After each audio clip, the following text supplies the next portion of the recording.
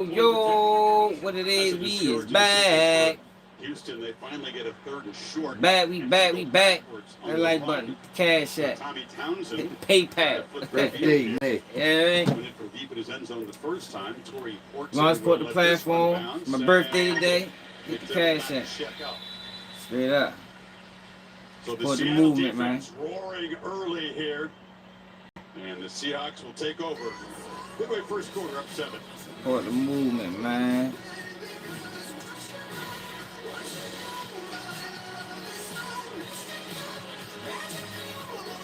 If you love to travel, Capital One has a rewards credit card that opens up a world of possibilities.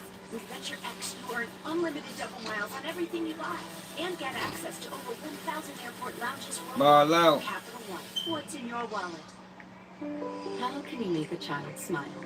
Well, let's see. You could tell them a joke, give them a gift, G-Man. or maybe a little dance. But for some kids, a bigger smile takes a little more attention from locally trained surgeons, nurses, and specialists. So, how can you make a child smile? Scan or go online to learn more. That's for that. Horsemen, return the stolen butterfingers and we'll return your lost head. You? No one makes a finger on your butter. Oh no, so I did it right. This is my coffee shop. We just went to Man, what it is, good people. brought on another employee. Man, we got For the team. It was so we got Hassan Campbell being sued by 2800. We got Hassan Campbell being sued by Supreme. We got 6IX9INE disrespecting black women. And we got the feds infiltrated the music industry. You know, we've been talking about that a couple days, man. But it's starting to become more and more clear. Ricky Ricks, it's starting to become more and more clear about the federal government and their role in hip-hop. Straight up. The federal government for years has been playing a very important role when it comes to hip hop, man. Like they're well invested, and I think they got a plan or two at every fucking label. Man, what it is, can't appreciate it, man. Yeah, I'm 40 today, y'all. My man Kenneth for the $10 for the birthday, man. Straight up, appreciate it, bro. 40 years old, man. Enjoy your 30s, man. I'm ready to start talking like that. Man, how old you is? I'm 30, man. Enjoy your 30s, man. Why you change? Like I'm fucking 50 and shit.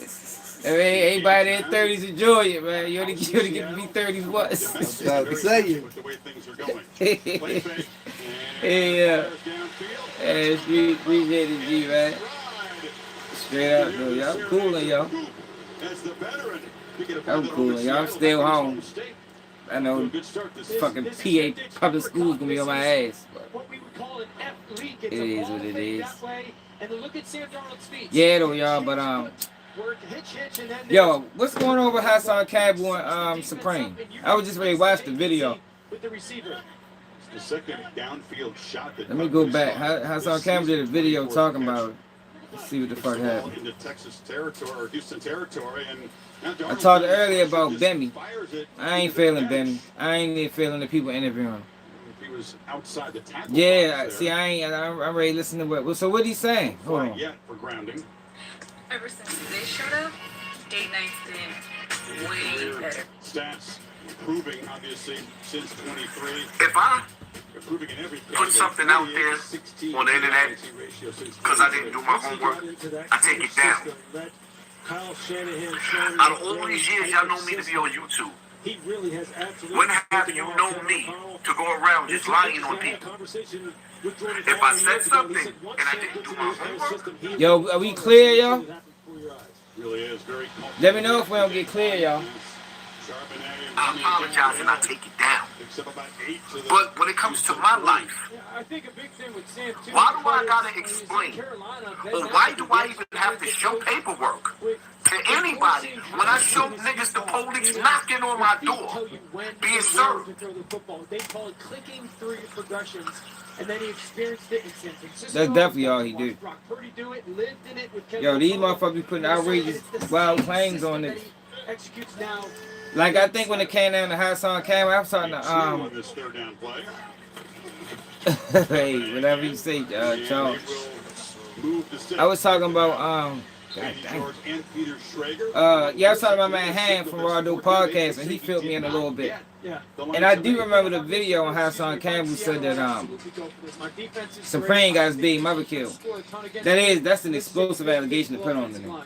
When you look at the statistics, this is where Mike McDonald will go. Especially when he's still fighting for his life. I did a video a while ago. Let me see something. I did a video a while ago Up under center. detailing Supreme case. And Trying to get the Texans to jump. When he snapped it, he gets he had a break in his case a while ago. tight end sneak. Works. Sword in jail. Now let's go to Peter. Peter, what do you have? Here you go. This is 3 years ago. Supreme McGriff may be coming home. What it is, you two, keep it deep down and tap. Has a fiance, bought his first home, and now 50 feels like he's Cent. finally on the team. You know, the time he got a recent ruling in the Second Circuit Court of Appeals. A federal appellate court has given reputed street legend Kenneth Supreme McGriff a glimmer of hope in forcing another judge to reconsider the Supreme Team leader for a sentence reduction. U.S. District Judge Frederick Block was ordered to consider a motion filed by McGriff for a sentence reduction. The motion was filed under the First Step Act, an Obama-era law designed to reduce the disparity between those sentenced for crack cocaine offenses and those sentenced for powder cocaine offenses. The Second Circuit contended that Judge Block wasn't clear in following the federal sentencing guidelines when he denied McGriff's motion for a reduced sentence on the conviction of distributing 50 grams or more of crack cocaine, 500 grams or more of cocaine, and an unspecified amount of heroin. Block must consider the motion. However, his 2020 ruling almost promises that McGriff will remain behind bars even with a sentence reduction. Block admitted that he was eligible for a reduction, but admitted that he didn't want to give McGriff a reduced sentence because of his extensive criminal history and the heinousness nature of the acts of violence attributed to him. All right. McGriff was convicted. So that was 3 years ago, yo. 3 years ago, the judge was talking about getting him a sentence reduction. Now let's see what Hassan Campbell talking about. If What's I up, Suze? put something out there on the internet Appreciate it, because I JB. didn't do my homework, I take it down. Out of all these years y'all know me to be on YouTube, when have you known me to go around just lying on people? If I said something and I didn't do my homework, I apologize and I take it down. But when it comes to my life, why do I gotta explain? Or why do I even have to show paperwork to anybody when I show niggas the police knocking on my door, being served?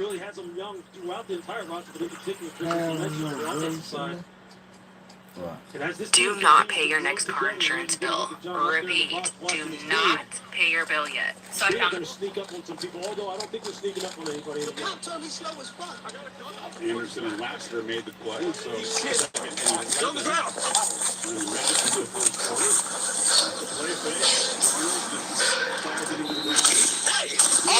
Dang. I didn't see that. closing in. Yeah, it's an ideal call defensively. They pressure their nickel. Jalen Petrie needs to close it up. And so now it's Hey, John, get your bitch ass out of here, yo.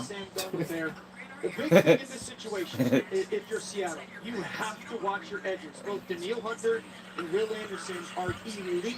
How long has Tom been attracted to men? I don't know. You gotta ask his ass. Yeah, he's saying Supreme suing him for $10 million. Right? Just like Jimmy tried to say on MREC TV, Supreme only said that because they know their numbers will go up on the Supreme Team documentary. The first Supreme Team documentary will do too well. So they need a hook. They need a hook and a reel in order to grab people's attention. So so they can get some money and get some eyes on this documentary and get the views up, right? So now all of a sudden, Supreme will put out a defamation of character lawsuit against you at the same time that he says something about Bimmy being a rat for 40 years. It's just weird, man. It's just weird. It doesn't make any sense to me. It don't. Again, if I had that paperwork, I'm going to show you. I'm going to show you guys, yo, this is what's going on right here. Yo, it might not be no paperwork on Bimmy, yo. You know what I mean? Like, yo, told y'all about 137 informers. I think a lot of these people, especially in the music industry, are 137 informers, man. They're not going to be in paperwork. Their job is just to inform. They inform, the police investigate. But they're never going to be on the stand. They're never going to testify. They're never going to be revealed to a judge. But if you're a part of the case, you know exactly who they is. See, that's why that thing with Bimmy and Supreme is like, yo, why do we even got to hear what Bimmy got to say when Supreme knows what happened? The person that left before the police blitz is the informant. He probably told on a lot of niggas. Yo, Bimmy is one of them, he one of them, he one of them record label rats. I'm telling y'all, my man was just telling me a story, right, about a nigga from up Park Heights, nigga named I-Rat. Snitched. And next time niggas saying, yo, he was in Tyler Perry movies. You heard me? The man told, and mind you, this nigga ain't been to the School of Arts. He ain't got no training in acting or nothing. This nigga went from the stand to Tyler Perry. Like, for real, y'all. Y'all think it's a game. I think they've been running this play. Like I always tell y'all about the YouTube federal program, I think that's real. But it seems to me that they've been running this play. They've been finding these people that are snitched, and then they give them jobs in the industry, give them jobs on YouTube.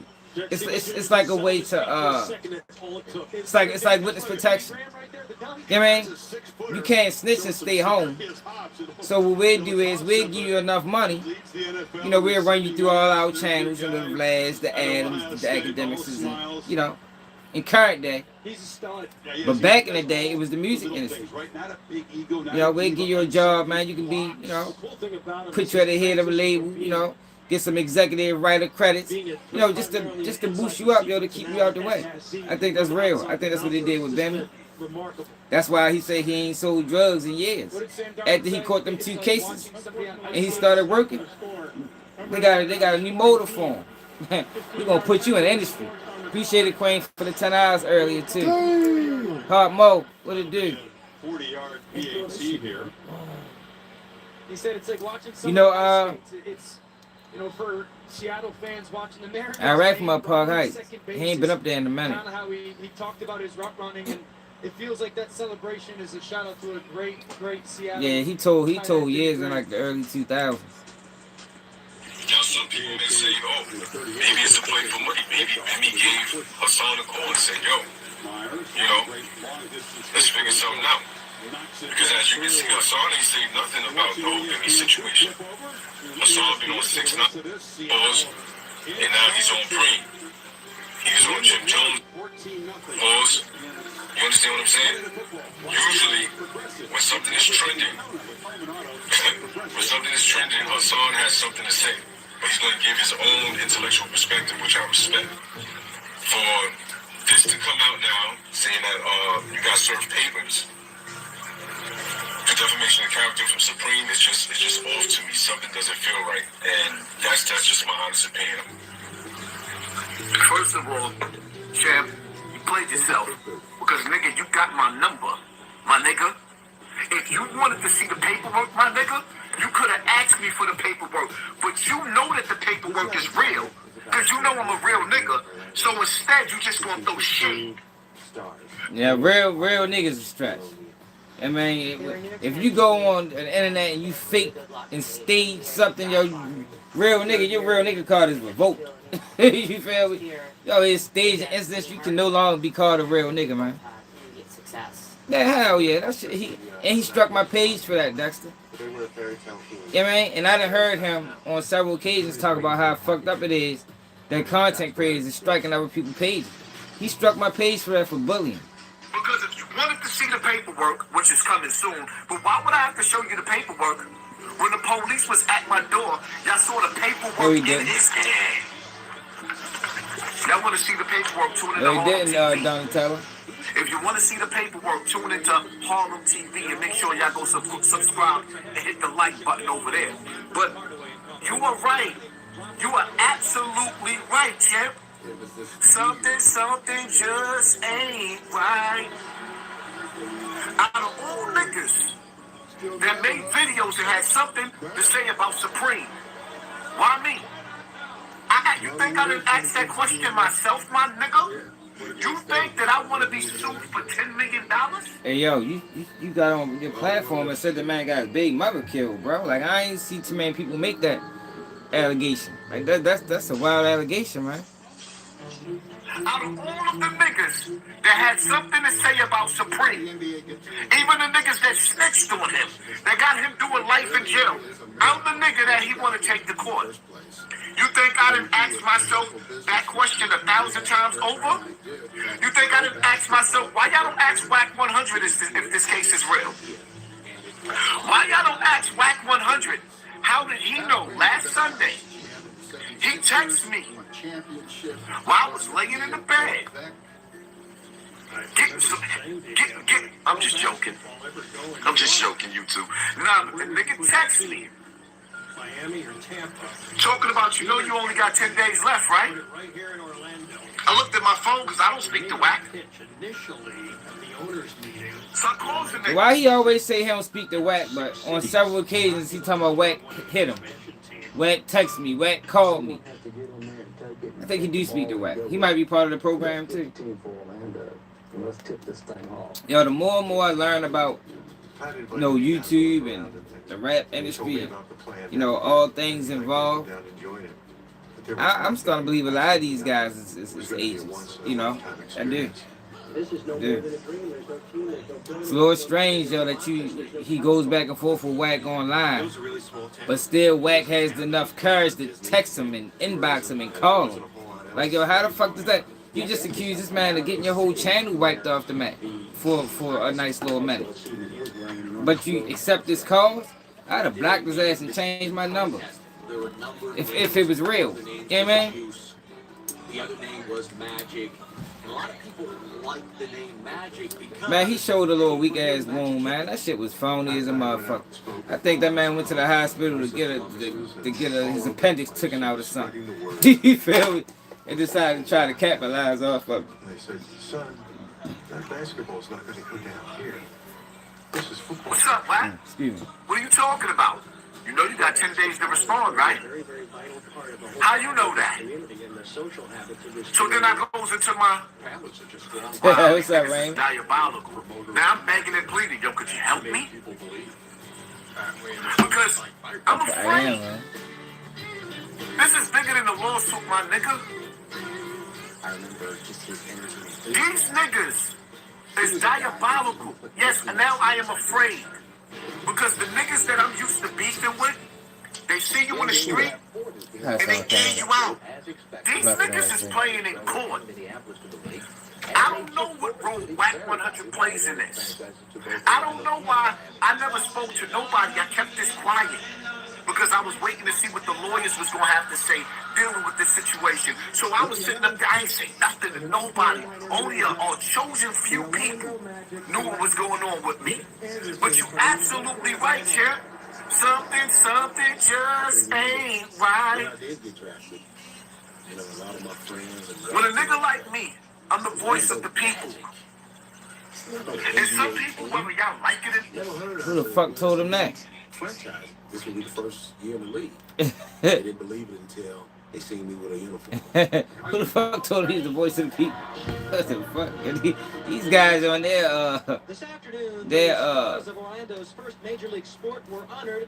these phrases that they put on themselves is crazy, bro. Like, you can't be the voice of the people, yo, after that fucking African band by the shit. And like, I ain't gonna joke them, you know, but yo, you can't be the voice of the people, bro. Ain't no way. With people. You know what I mean? You gotta specify the people that you've been the voice of, yo, because the people that I know would have never allowed no shit like that. they're not, they believe in me. Whether you like it or not, some people believe in me. Maybe some people did. Hi there. Would you like to receive a gift? I'm a missionary for the Church of Jesus Christ. People believe in me. So when I say something, for real though, Rick. and yeah, them lives that I did on Supreme, yeah, they rocked the internet. Of course, I put them on private. After he sent me a letter months ago, threatening me. I said, you know what? Let me not play with this nigga. It's like my lawyer said, this nigga got too much time on his hands. But nah, these niggas are very, very calculated at what they doing. Very, very calculated at what they doing. Man, hell yeah. And for me, I can tell you right now, Preem, you'll never get $1 out of me, my nigga. I have nothing in my name. I will never put nothing in my name. Nothing. I was already moving like that. I grew up like that. Nigga, you will never catch me. Man, he wasn't no kid, Donatello. Where you be getting that information though? Man, that man was like 16, 17.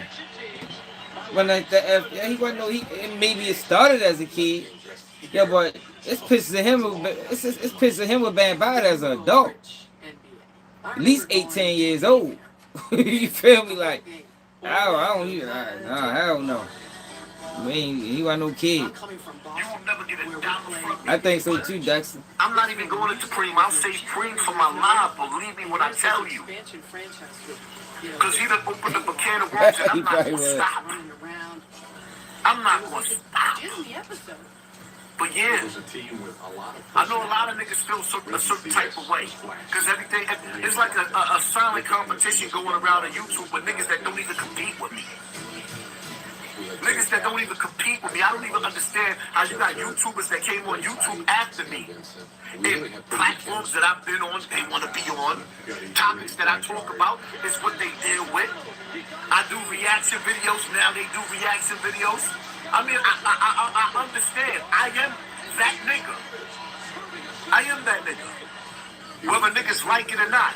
And yes, there is all eyes on me. You know why? The same way all eyes is on any other leader.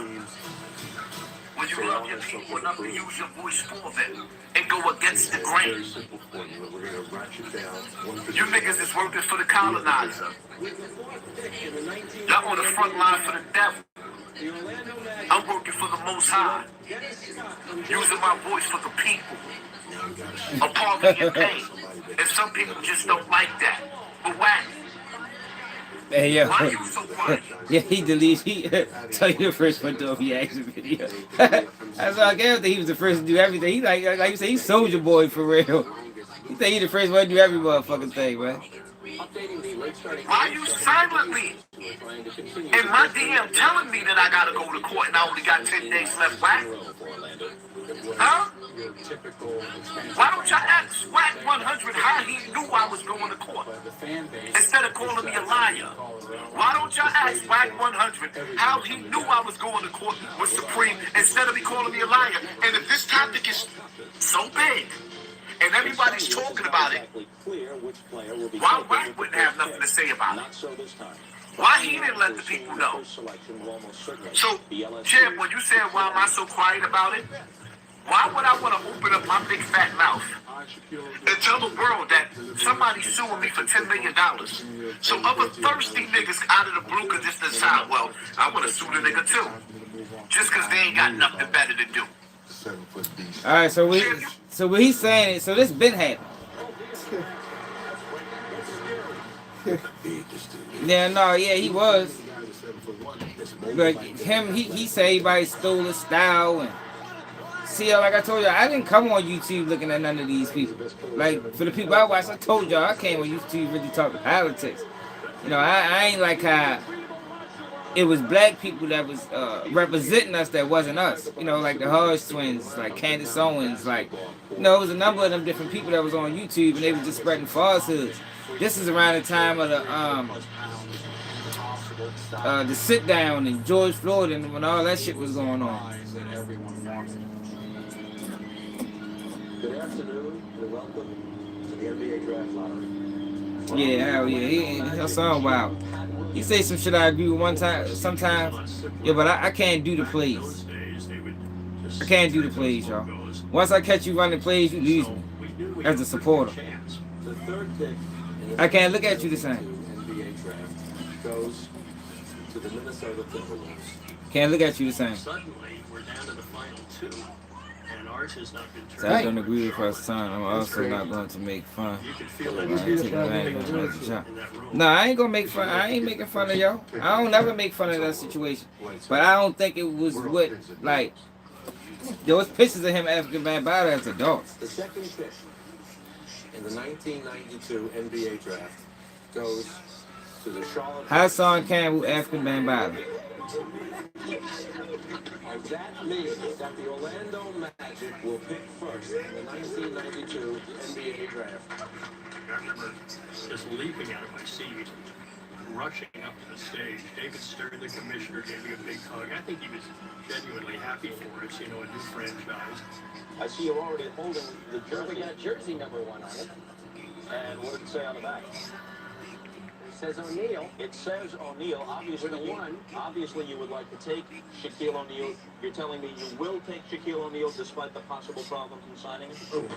Yes, it's pictures of them, yo. When Shaq's agent, a fellow named Leonard Armano, look at this. on the West Coast, and he just never would say. Like, yo, you can't justify that.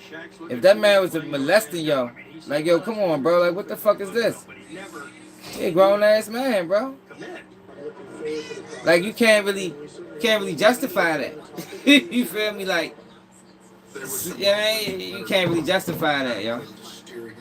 Try what it is. You know, I heard Pat Williams said something like, I whispered to him, you know, trade him. Now, if he was taking advantage of him as an adult, I mean, as a child, by the time you become an adult, it's like, oh, come on now.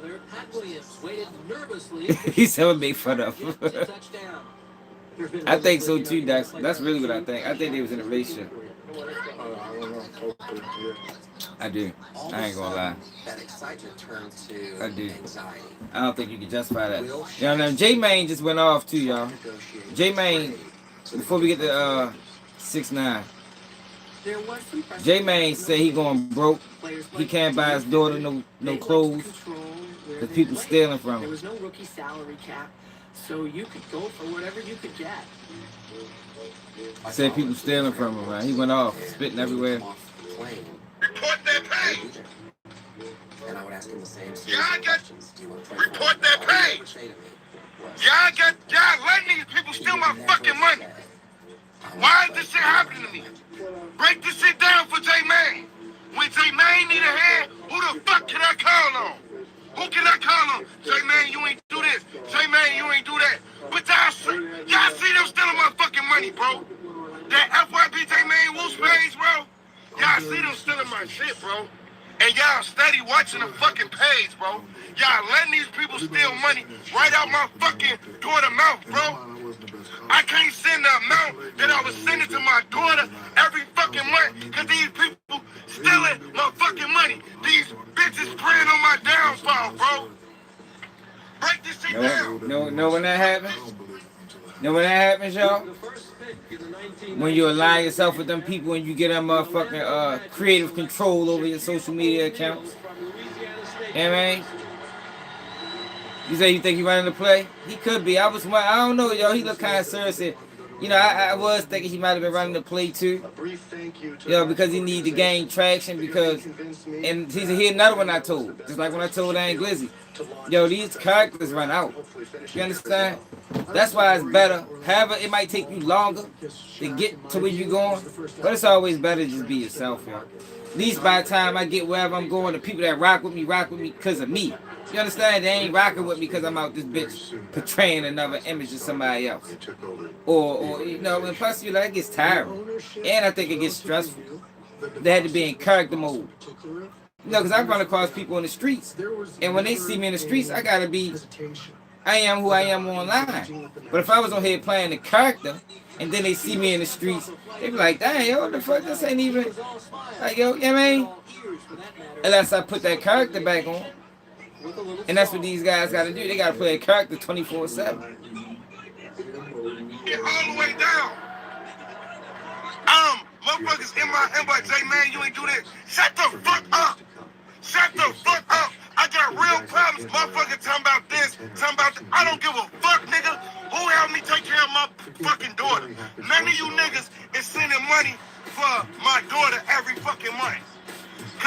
other way around. I'm sending money for my fucking daughter every month. Yo, if he running the play and he throwing his daughter in it, I mean, I wouldn't be surprised. You know, we didn't seen wild ass plays, so it ain't really no limits to the things that they willing to say or accept, you know, to make a play seem believable. So I won't be surprised. You know, try to go Ross to CIA or something, yo. Supposed to. But it's hard to do that when motherfuckers is stealing my fucking money, bro. And y'all sitting there let them do this shit? This FYBJ Main Woo's page on Facebook, bro. Now I sit down, I'm trying to do real shit for the community. I'm giving back, I'm doing all type of real Woos, bro. And it's merch. I'm still out here doing shit, bro. And these motherfuckers is stealing my money. Imagine how stressful that is doing real Woos and motherfuckers is taking from me, bro. I'm a nigga that come from the streets, bro. It ain't gonna be too much of you taking shit, bro, before a nigga start crashing the fuck out. Break this shit down, bro. Make this shit make sense to J Main.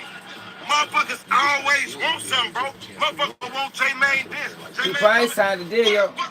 Remember I told y'all, yo, once you, like, oh, these guys don't get paid off of YouTube.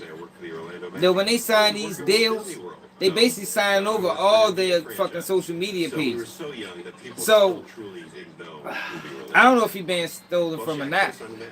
You understand? Grand old lady, what's up? It's my birthday today, man. So I don't know if he getting stolen from or not. But what I'm saying is, yo, when you open those doors to allow those things to happen. You know what I'm saying? It's just like signing a deal and now they running all your shit. You open the door for that. So you can't open that door and then complain that it's getting cold. You can't open the door in the winter then complain that the air coming in. You open the door. You should have kept it closed. But what happens is, these people want to take the shortcut to everything. They don't want to put the hard work in. And when you take the shortcut, yeah, you're going to get there faster, yo, but the fall going to be harder too. And I think J-Man been falling for a while now. It's like he got to, every couple months, he got to go back to ground zero and try to figure out another play or do this to get himself back in relevance. And it's like, yo, people get tired of that shit. Like G-Man said, that shit get phony after a while. Even for pushing piece to push the compliments. Pushing complaints. I don't give a fuck who you is. It's merch. Nobody helping me do shit. Break this shit down. Bills piled the fuck up. What the fuck is y'all talking about? Bills piled the fuck up because they stealing my fucking money, bro. FYBJ, man. Am I fucking stressed sold out? That ain't the fucking word right now, bro. I got sex bugs on my fucking forehead. I ain't having sex right now. I can't even focus on no motherfucking pussy. I'm so motherfucking broke, bitch. Don't ask for no wee-wee, bitch. Break this shit all the way down. I stopped smoking weed. I'm changing my life. I started pushing people. I'm doing real whoops. I'm changing my life, and the devil is still fucking with me. Report that page. I think he was doing what he always doing. So he changed his life. Then you got FINESSE2TYMES crashing out. FINESSE2TYMES a clown. Yo, did y'all see this right here? Look at this shit right here. And that's what you sent me. Hold up. What I tell you about these damn pastors, man? Look at this shit.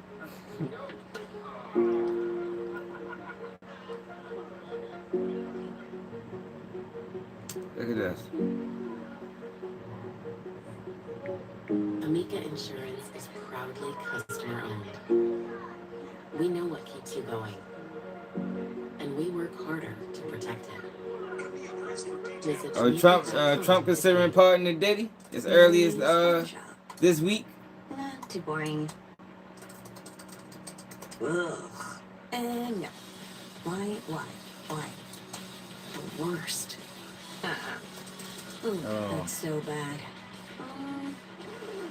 Rein it in, Mary. There it is. Damn, what shit about the pastor, bro? I don't even remember what page it was on. Out. Easy. Move your business forward with swag you can count on from Custom Ink. Well, first came the pressure, then came the chaos, and then the I confusion. need to share these passes, man. Stroud under heavy pressure did lose the football, so it's going to be ruled a fumble recovered by Seattle, but then fumbled in the field of play. A lot of shit today. Mike Chase to explain all that, but first the pressure. That backwards pass. I mean, it's going to be scooped up here, and Drake Thomas thought he had a touchdown. Then he fumbles the ball. Barrios eventually recovers it, Mike. So the defense actually puts the ball in the end zone, recovered by the offense. But at the front end of this, we had a foul against the offense, which they'll now enforce. It is a fumble recovered. What's up, Sunshine, baby? Look at this shit, y'all. The initial offense recovered in the end zone for a touchback. The illegal shift on number 19 will be enforced because it will be a better option for the defense with offense having second down at 15. thank you, Carl Jeffrey. It's like a Dostoevsky verse there. So we're going to enforce the foul and make it second. Yeah, FINESSE2TYMES looking bad. So a double fumble, penalty enforced. And Houston keeps the ball. Yeah, the Seattle had possession and fumbles in the end zone. So. Man, you got females talking about he wearing shit stains in his drawers and shit. That pressure.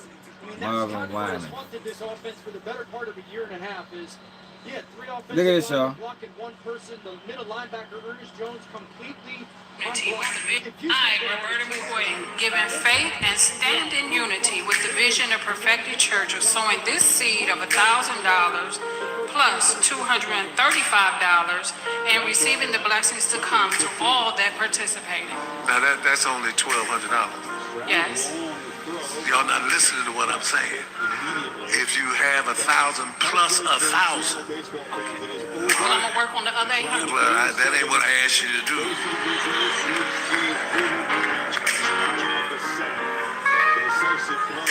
I, Roberta McCoy, given Yo, she gave that man $1,300. He said, man, look, y'all don't pay attention. Ask for 1,000 plus 1,000. That's 2. Like, yo, hey, these passes is out of control in 2025, man. I think they've been out of control for real. Oh, that's another one. Look at this shit. It's not just for me. It's for the church. It's for us. Can we drive it? No. God wouldn't want that in Jesus' name. Look. She said, are we driving? He said, no. The church is not just for me. It's for the church. It's for us. Can we drive it? No. God wouldn't want that in Jesus' name. Hey, yo. Hey, yo. He talking about the car. She said, can we drive it? No, said no. God wouldn't want that in Jesus. God wouldn't want that in Jesus' name. Yo, what the fuck is wrong with these people? Yo, niggas need to start slapping passes, No, man. I think we're in the wrong business. For real, we might be in the wrong business. We might gotta start doing church on Sunday, y'all. Straight up, man. This shit get out of control. I think they're almost relieved to punt. They could have been down. Hold up, what up? Oh yeah, FINESSE2TYMES. For a touchdown. Punched out at the last moment. FINESSE2TYMES upset at his brother. On the bounce, Ortag. Was that quickness? He's bumped out of bounds, but Seattle set up with excellent field position. A good set one night for the Mariners. The Seahawks trying to make people feel a little bit better about things.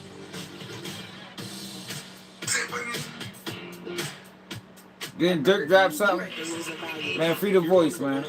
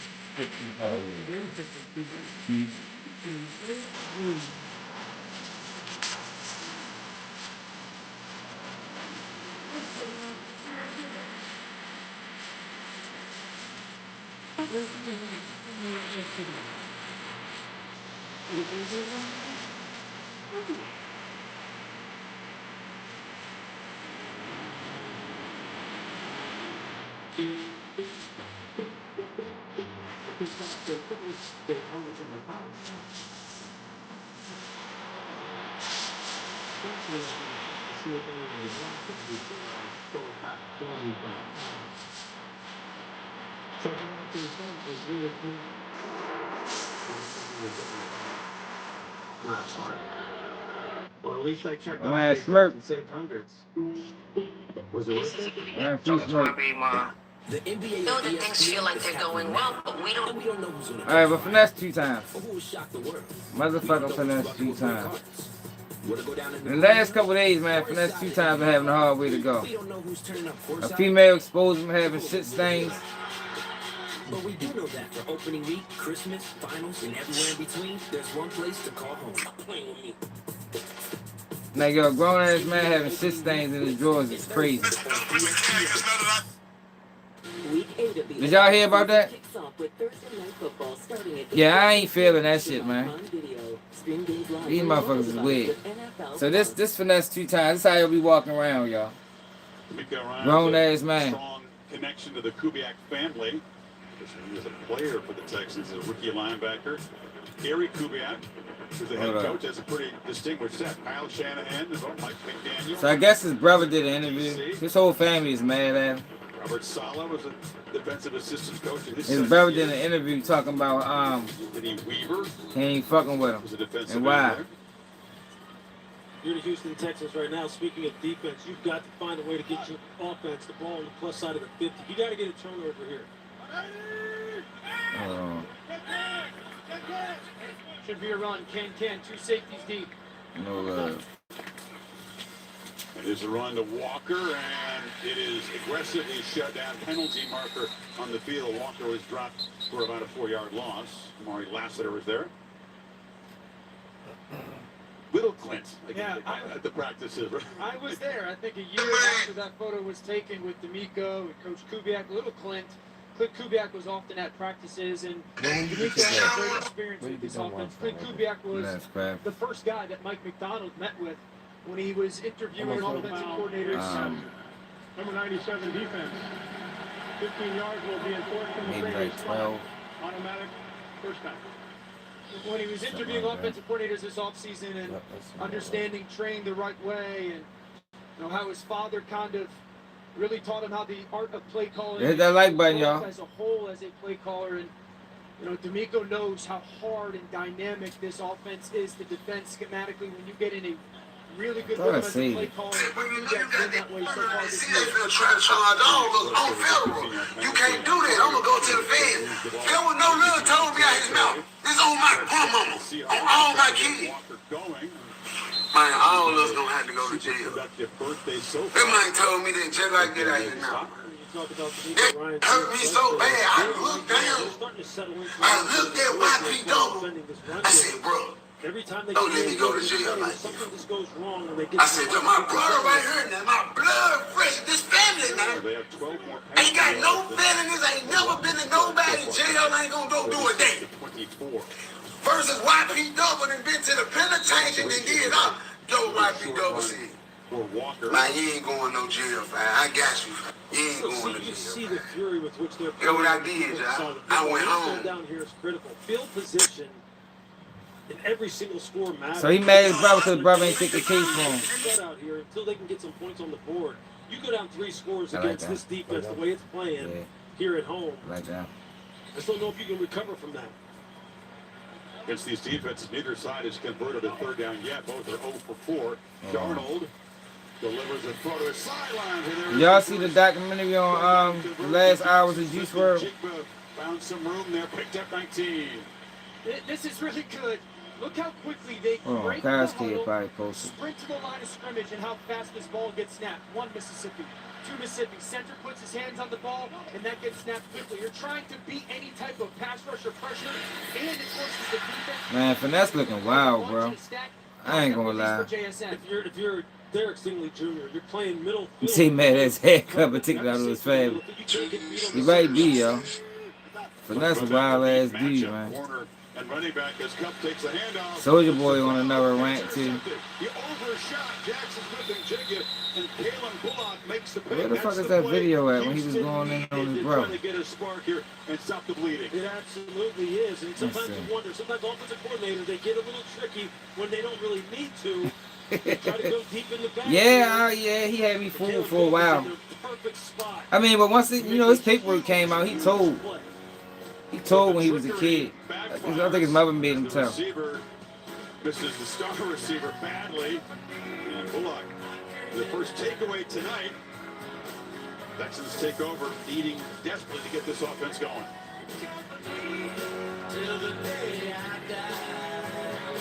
Believe me, when it comes to investing, you'll love Carl's Way.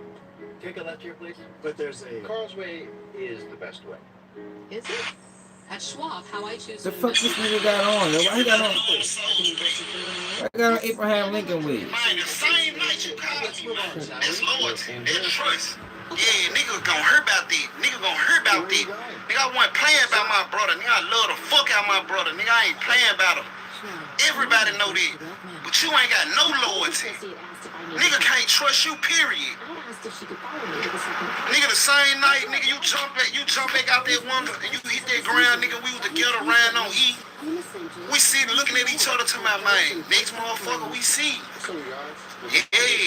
Because this motherfucker on E. This motherfucker finna stop me. You get one half, the 2 entrees, one burger, good cheeseburger. I get back to the house. We done been robbing all night. Skincare We get back home. That's why I always recommend all You take all the possessions. You got everything on the premises. Dang. You blow the horn, I come outside, I look in the car. What's up? I mean, either, yeah. I'm gonna be back, bro. Finna go get the money and shit, bro. Be right back. I'm down, what you mean? So all this shit yours. So all this shit we got going on, all this shit. Do I sound like I'm laced? Am I making sense to you niggas? To you, nigga? Hey, I ain't shit changed. I still feel the same way. The pain that I'm dealing with, I forever deal with it. It can't no money, can't no conversation, can't no sit down, none of that happen. I don't want to do none of that with you. So, Yeah, I don't know what the fuck that is, bro. That's crazy, yo. That nigga down to it with his brother, his sister, his mother. God damn. It can't be everybody, yo. That's one thing for certain. You know, you got people that like to play victim. But if you fall out with everybody, it gotta be you. Like Charleston White. Charleston White falls out with everybody. But blames everybody for the fallout. No, yo. Everybody falling out with you, yo. You gotta look in the mirror and figure out what the fuck you doing wrong. Everybody can't be wrong. You understand what I'm saying? Everybody can't be wrong. More than likely you doing wrong. This ain't taking accountability for. Just going backwards. You said it's a shiesty mask? It's one of them fuzzy shiesties. Okay.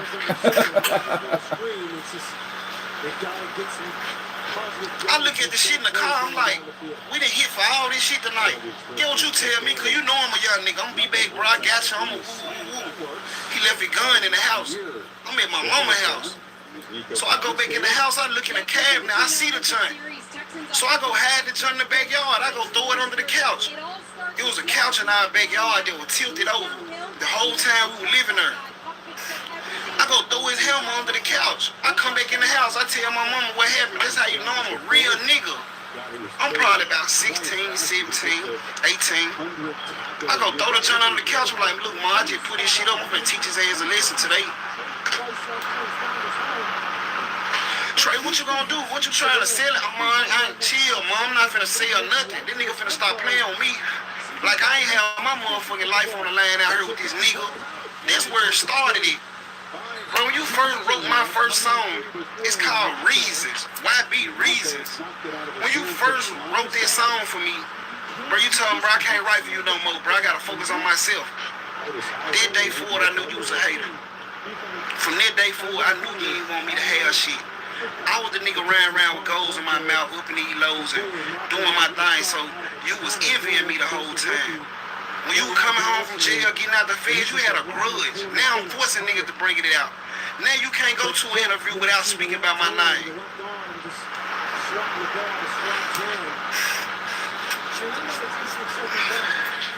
That sound like some clout chasing shit. That sound like clout chasing. So what it looked like, and I forgot how that relationship even got fractured. But look like now, since their relationship is fractured, the only way he can gain traction is if he talk about Finesse. So by Finesse talking about him, it brings him back up there to have a conversation. But this goes into what Ray J was talking about when he said the crash out is real. Like, oh, these people are pay you to crash out. So they both getting paid. They both crashing out, but they both making money. But what's also is happening is their relationship is becoming more and more strained. You understand? The more and more they speak, the more and more they do interviews about each other, the less chance is likely that they'll ever pass this thing up. I thought they just was in a video together not too long ago. I go hide the joint under the joint. He pulled back up, mad this day. I don't give a fuck about none of that. I was mad too, nigga. I don't give a fuck. I don't give a fuck. Yeah. So I probably hold the joint probably about 12 hours. I called him, you come get your gun. Come get it. I could have sold the motherfucker. Yeah, I ain't gonna lie. You don't need to play no games like that, bro. What type of games you playing, my nigga? You took his strap and held it for 12 hours? He could have died in that 12 hours, yo. Like, I don't know, they play a different type of game, yo. We don't play games with, you don't supposed to play games with your brother life, bro. Regardless of what you mad about. Yo, you don't take my strap and hide that bitch. Fuck no. Well, that could happen in 12 hours. Offense badly beaten. Collins wants a flag, and it does come in late. Excuse me. Especially depending on what type of life you live in. Grabbed a hold of it. Yeah, he definitely did. Yeah, for real. He might as well. Getting the quarterback under center. He reverses out. Anything. Use the bitch gun. Excuse my language, because really his baby mama really cool as hell. I'm cool as hell with all bro baby mamas. Pooh, man, Pooh. I done hit licks on niggas, and Pooh done came and got me. CC was 100, my DD was 100. Like, why you playing with me like that? That's loyalty, nigga. That's trust. You ain't supposed to. So get what's next? You booked me out there, little shit. I was cool. I beat it on the chin. I killed him. Guess what next?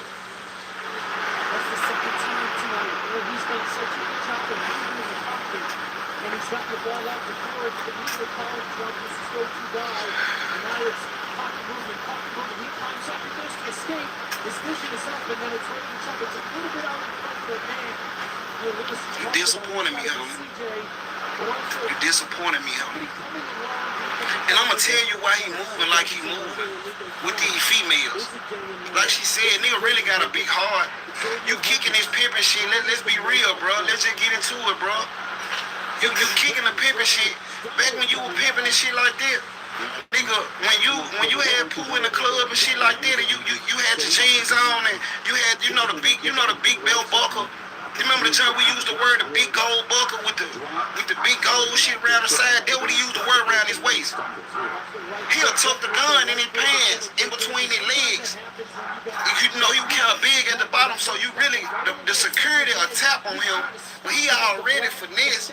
This was when he was first popping out, when Bad gave me a little clout.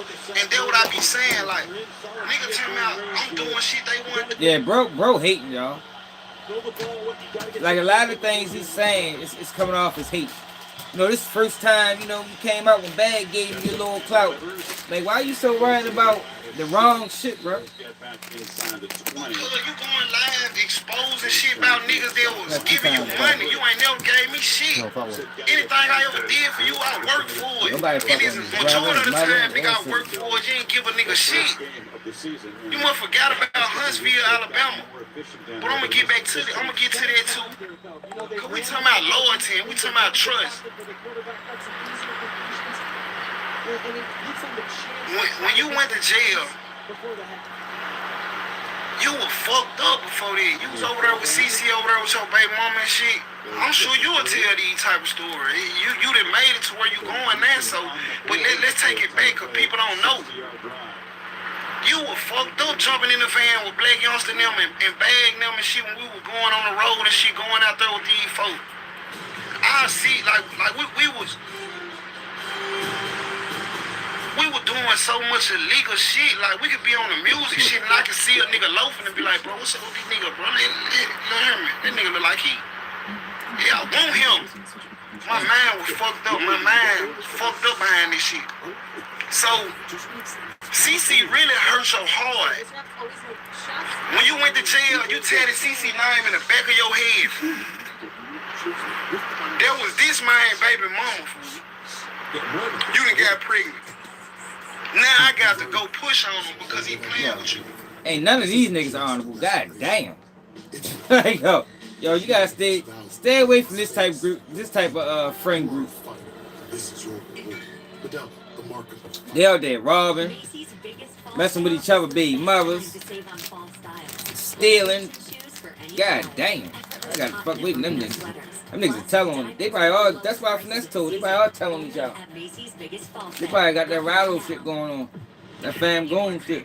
I'm saying, as long as you tell on somebody else, you good in my book. Yeah, that's crazy.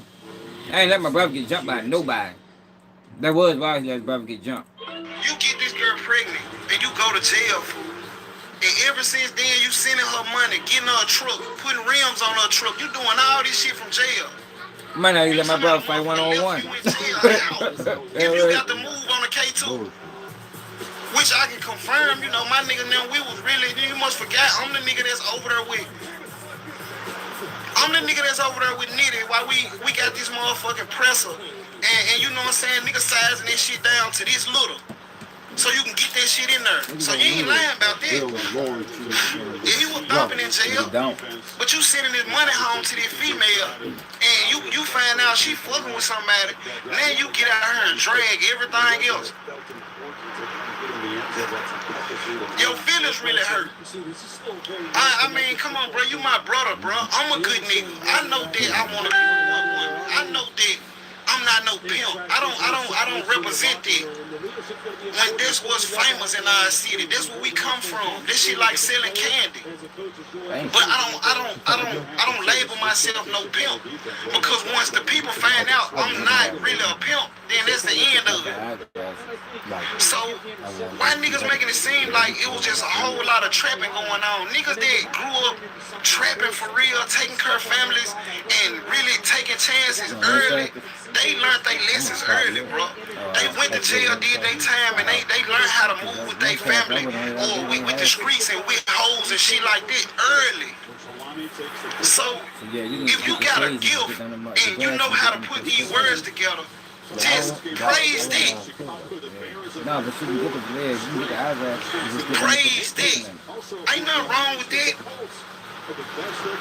But I ain't finna get into all that. I'm speaking about no love. I'm speaking about your brother that you on her. Nah, hell nah, I ain't finna let that shit just go like that, because it's not true. Nigga, the time we was in Fraser, and a nigga pulled up outside, jumping out the car. Finesse. What's up, man? What's up? I told him one time, hey, I'm gonna tell you one time, fool. Don't jump out. This my mama's house. Don't jump out over here. Go on, get in the car. The nigga drinking. Go on, get in the car. My brother ain't saying nothing to him. Man, go on, get in the car and pull out, bro. You acting like I ain't that nigga, bro, that stood firm about you. Nigga don't want to jump in the car. Get what I do, nigga, on all my kids. On my dad, grandma, I go in the house, grab their hand, and come out there whole shoot. They do. You know, I ain't in the Jordan no more, so I wouldn't get them. That's loyalty, nigga. That's somebody you can trust, I can get them right there with no diamonds on them. Yeah, they don't have, ain't no loyalty amongst that family, yo. Like, yo, people don't understand, well, these words got meaning, yo. Like, people be saying loyalty, trust, hate, fatherhood. Like, yo, it's a lot of words being mischaracterized. You know what I mean? Vonnie, cousin, keep saying he is father. Talking about implicating the son in crime. Yo, your father don't implicate your son in no fucking crimes, yo. You know what I mean? Queso, father, out there crashed his son out this test, yo. That's not a father, yo. Like, but we misusing words nowadays, man. You give your whole heart. Nigga, when them niggas shot on us on motherfucking not Lamar, was that Lamar? Yeah, that was Lamar. When they shot the club up, nigga, you under the table. Yeah, for real. Your big homie had to take the joint from you. My joint. I get. Too bad. I try my best not to get mad. My brother let him get banked. We get out the car, I give you my joint. You ain't even got no joint. Like 2 years ago. But you been knowing 2, 3, 4 days that these folks finna set us up. You ain't even got no fight. I gotta give you my joint. And we get in the club, and the action happen. You under the table with the joint. And did it snatch the joint from you. He's still under the table with the joint. What the fuck is he doing? When we get outside, nigga, you skip to the car, and them brother family gave you 2 joints, and you skipping to the car like this, and you pulled off. Nigga, when I'm on the lot, and I'm pulling out, them niggas shooting at us, we shooting back. That's loyalty, nigga. Nigga, that ain't loyalty, nigga. Your life is on the line. You better shot back. Fuck you talking. Yo, these niggas, that's what I'm saying. Like, yo, how's that loyalty? That's just what you gotta do in that situation, unless you just gonna die. Takeaways from this first half. Highlights of the 24-9 Detroit victory over the Buccaneers. Alright, listen. We in them clubs, them studios out of town and shit like that, and them niggas coming to get their features. I'm the nigga sitting in the hallway waiting on these niggas. If a nigga wanna kill one of us, they gonna kill me first. Everyone with the gold. So I'm the nigga sitting in the hallway with that motherfucking stick in my lap. What's up, homie? You got that bread? Yeah, 3,500, 5,500. Cut my little 2 bands off of it, my little 2,500, put it in my pocket. I ain't gone in there, bro. He in that room. That's loyalty, bro.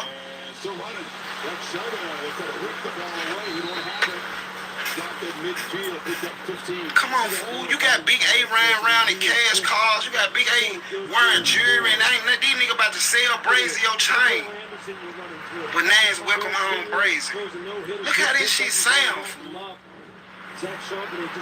What is you doing? Free Brazy, but fuck your little brother. Man, come on, man. This shit is amazing. Hold on. Like, this shit is amazing. Strong start. Arnold from the pocket delivers across the middle. Good thing kick back again. So the last 5. Alright, so this FINESSE 2 times responded. Just outstanding once again. You're going to see this is a high-low. He's going to really work outside in. An outstanding job by Darnell. Everybody know I'm a soldier, P. This ain't nothing I'm mad about. This ain't a fact that I'm stressing, P. I'm just confirmed that's already solid. But you know how bad it feel for me to do all that gangster screech, for you to blow up and start playing with hoes, fool. Screw my language, fool. I don't know what else to say. I don't know what else to say, fool. This hurt me, fool. All that. Man, he a nigga, man. He grown. He a man, man. This hurt me, man. I don't give a what you talking about. This hurt me. I'm talking about. I say, yo, they not, as long as they, and see, the thing is, or these bloggers and podcasts, they don't give a fuck. Yo, but as long as they going back and forth online, yo, they ain't never gonna get back cool. And him and Kenneth Walker, I mean, they ain't never gonna get back cool. Hit that like button, subscribe to the channel if you new. Want to support the platform in my birthdays for another 30 minutes. Cash at Baltimore swag, man. Before I was laying in the bed, ask my gal, fool. I was laying in the bed for months. I wouldn't even get out the bed, fool. I'm thinking about all the loyalty I showed. Listen, fool, when we got caught on the road with them pistols, I didn't say a word, fool. That wasn't my gun, fool. I didn't buy the gun. It's not mine. I can't take it home. I can't sell that motherfucker. It's like he wishing he told. It's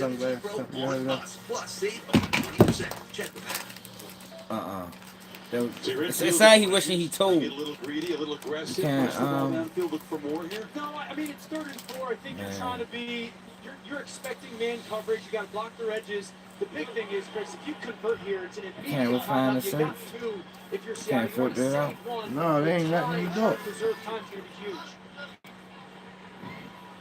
cup motioning around on the left. Sack behind Smith and Jake Madonna looking that way. Does not want to take a sack. Retreats and just airmails it. I don't want the white. Yeah, I don't really like the white though. 3 seconds. It might have a different kind. Made it uncomfortable for the quarterback that time. Yeah, this is a nice job of front and coverage working together. I know I gotta be patient. Took away Sam's first read. Then the rush starts to kind of close in. That's just good team defense on the part of the Texans stepping up here at the end of the first half. Yeah, it's hard. I seen one from black frames like that. Get a blocked field goal here. Here's Jason Myers, graduated from Marist, 12. Didn't make his NFL debut until 3 years later. In the meantime, went back to his hometown of San Diego and worked as a valet. Man, them folks took me in interrogation room. I told them before I plead the fifth. They said, stick it to him then. That nigga ain't tell him that, yo. Nigga like he was on the stand and shit. I plead the fifth. Yo, you ain't gotta say that, yo. You just don't sign over your Miranda rights, yo. That's it. He was told him for I plead the fifth. You're just gonna see right over the center. You see the power he just rushed with? I mean, oh my goodness. Just look at him here. Look what happens to the center when he just hits him with his hip.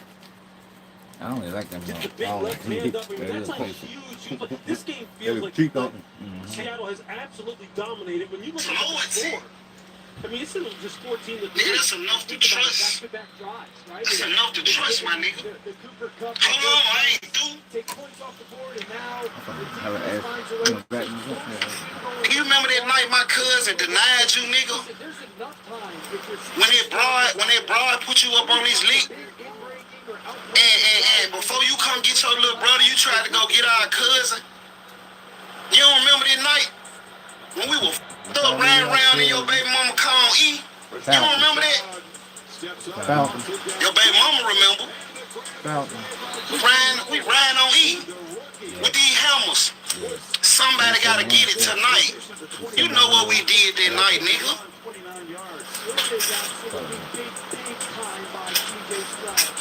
You called me. Man, look, bro ain't picking up the phone, bro. I'm finna come get you. Come on. You come get me. We shoot out there. Long story short, middle of the night, park in the cut. Nigga, wasn't nobody with you but your little brother, nigga. Wasn't nobody ready to die with you that night but your little brother, nigga. I don't know Big A&M for doing it. I don't know about none of it. Let me give y'all some game real quick. Going to the internet, exposing or talking down on someone you trying to get. Lil do this every time he get an interview. So he can put his name in the algorithm. So he can get booked for more interviews. You thinking about money. You're not thinking about him and his brother relationship. But FINESSE2TYMES responded. And he actually spoke on the gun situation and Now, FINESSE2TYMES spoke about this situation. HDX snapping system. The Fairview software module is an advanced card. It just sounded like their relationship was just fucked up from the beginning. Them niggas don't know what real is. They don't know what loyalty is. But none of that shit. That's why it's so fucked up between them. To be honest, they probably better off separated. You know what I mean? Because somebody going to end up getting hurt. Somebody end up going to get snitched on or something. You feel me? Because they not moving right. Him or his brother. You ain't like Lil G. You ain't 21 years old, 23, 24 years old, man. You been out here long enough to know though. They got to stop and I just click on it. That's why I'm harder on you than I am to let you. I ain't home. I can let you a break, cause let you still, man. Come on, bro. You know what's up with let you. You know what's up with let you, man. That's the baby. He the baby. We supposed to be the one setting an example for you. You see what I'm saying? But see, I know your problem. Just like all y'all problems. We got a real manipulative mama. That's all it is. Yeah. They all fucked up. They all fucked up. They weren't raised right. They weren't raised right. They need to follow around. 36 earlier. From 46. Yeah, they need to follow around, y'all. Seattle lead in a half that has And I been got completely or at least somebody of integrity. Used to just You know what I mean? this one I gotta put the numbers on, bro. 100 yards. Fuck, I keep doing that dumbass shit. Y'all understand what GD is? Y'all know that GD is money making and manipulation. My mama been GD since she was 16 years old, man. My mama is a macking mother. And guess what? Part of the reason why me and my mama don't get along is because I know how to identify manipulators. Because I've been one. He is one. And I can still manipulate some shit. Yeah, bro. They fucked up. They think that shit sounds slick. Right. Like, yo, that shit don't sound slick, bro. Somebody need to tell y'all. Somebody gonna tell his ass. Yo, the bitch bragging about being a manipulator. Gonna knock his head off. Well, he got caught finessing a few times and got away with it. See, it's gonna be a little easier for your mama to manipulate you because this your mama. You'll take advice and think it's advice. Whole time it's manipulation. And then, if you notice, everybody go against me. You ain't never heard nobody say what each other done. Well, they do that when they get mad at each other. But they don't do that. They don't do that when, nah. Yeah, they all bad, bro. Why? Because Rick always been the golden child. Rick always been the one that knew how to get up, go make something for himself, make sure everybody's straight, and then still go to jail. And then that's when everybody cut me off. As long as I'm in the street and I'm making shit happen, everybody love me. Everybody, Rick did, my son did, my brother did. Oh, my brother rapping, my nephew rapping. He the hardest out the city. He up next. He finna blow up. Ooh, then I go to jail. Nobody know where to be found. And guess what? This is my thing. Everybody always tell me, oh, when you went to jail, that's your problem. You the one. You supposed to stick with me right or wrong. This is loyalty. That's what people don't understand. They look at it like, Yo, that's not loyalty, yo. Yo, at a certain age, maybe when you a kid, yo. But like I be telling my homeboys, like, yo, I can't move off of wrong no more. I got my own kids. You feel me? Like, yo, you can't be an adult and on some, yo, I fuck with you right or wrong type shit. You gonna lose. You gonna lose, yo. I fuck with you when you right. I can't ride behind wrong, yo. I can't throw my life away behind wrong. I can't be sitting in prison with 50 years and I know my man did some dumbass shit that caused me to react and do some dumbass shit. I can't do that. That's why you don't hang with a nigga that ain't doing what you doing. Exactly. That's why you don't hang with a nigga that ain't doing what you doing. Facts, bro. Can't do that.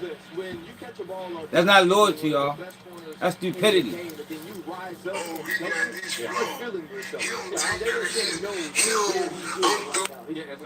you love me and you loyal to me, you supposed to help me understand where I'm wrong at. The same way I help you understand where you wrong at. When you fuck up, I help you. I break it down. Man, you can't do this. You can't. I wouldn't do this. You shouldn't do. I'm breaking it down, trying to help. People don't do that to me. When I'm wrong, when I go wrong, I'm just wrong. I'm just wrong. Don't nobody say, oh, well, damn, maybe, bro, going through it. Maybe, yeah, but look, people create that. If you can create a situation where you'll be wrong and motherfuckers don't say nothing. And the way that's created is by a nigga getting upset. Now you want to cut niggas off and he got the bag. So now you want to cut niggas off. Now you ain't paying shit that you was paid before that you used to pay. So now we get to a situation where I ain't gonna say shit. I know you wrong, but I'ma sit back and ain't gonna say nothing. I wouldn't do that, but it's people that do that because what they ultimately doing is they don't want to sacrifice their comfortability. You know, because if I tell you wrong and you believe you right and you got the bag. Now, I'm faced with a situation where you're going to be upset with me and all I did was tell you was wrong. And if I depend you on one level or another, now you peeling back, you know, things that you used to do for me. Now I'm in a fucked up situation. So a lot of times when people create that by just being hard to deal with or just thinking they right all the time. Ignorance. They can't keep. AT&T continues building a network that's dependable enough to guarantee. Oh, see, bro, I gotta pay attention to this shit. See, she got me bifocal. Don't cry about it either. But let me get down into this motherfucker that you talking about, because I told y'all I ain't spraying no They ain't like they used to do that. You think you finna get down? I'm gonna tell y'all something. Y'all gets on these lines thinking that y'all finna say something that's gonna blemish my image. I'ma smash. Live in Maryland, you're definitely gonna want to hear this. If you've been injured in a car accident and it's someone else's fault, you could be owed significant compensation. Remember? Yeah, I guess so, y'all. Hit that like button, y'all. Y'all can't outthink me. Y'all ain't even been in those situations, and then y'all gun is speaking on drugs. Oh, I ain't the one getting full of pills. I ain't the one getting full of drink. But you broke. Obviously, you need to get on you some pills and some drink. You might need to do you some drugs. If I'm the one doing drugs and having shit, you sober and ain't having shit. You probably need to do you some motherfucking drugs. Might help you take your mind somewhere else. You see what I'm saying? Because you talking about what I ain't doing right. But I'm taking care of my business. All my bills paid. I ain't struggling. I ain't working on Wi-Fi. I don't need no haircut. I don't need no respect for this shit. I ain't, you know what I'm saying? I can do all this on my own. I don't need no nigga. I don't need no. But on the other hand, y'all need somebody. I don't. Yeah, that's what it was. He don't listen. That's one of them niggas that think just because you got the bag, you always right. I don't like them niggas. I ain't gonna lie, y'all. I can't get along with people like that. They think just because you get the money, that means you always right. I told y'all the man with the plan is the leader. And the man with the plan might not be the man with the money. You understand? It happens like that sometimes. So, if you got the money, and I got the knowledge and the insight and the foresight, you know, to make things happen, then you need to rock with me. We can get more money together. But what happens is the person with the money also believe that they the person with the insight. They the person with the knowledge. And that's how you get situations like this where now we fractured and it ain't really no getting back together because you think you bigger than the program. And you think just because you got the bag, you supposed to be able to tell me what to do and you got all the answers and that's not always the case, y'all. And he shouldn't even be doing this with his family. You know, I'm the one that got the money. Y'all need me. So basically, what he's saying is, since y'all need me, I should be able to do what the fuck I want to, and y'all just supposed to be accepting of it. And no, that's fucked up. Yeah, that's fucked up. I'm not getting on here bashing y'all. I'm not getting on here judging y'all saying what you ain't got and what you. All I'm telling you is what you hurt me at.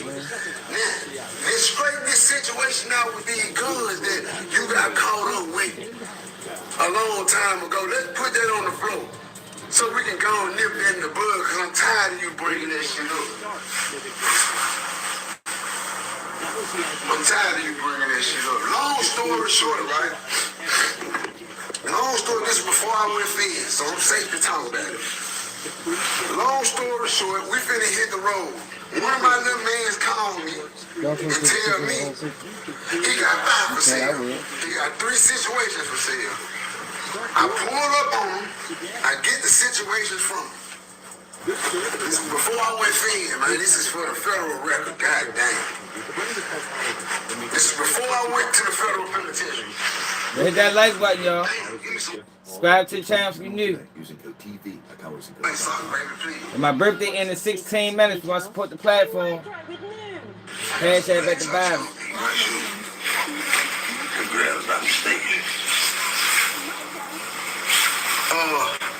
So we get the 5, because I'm on my way to the club. We get the 5.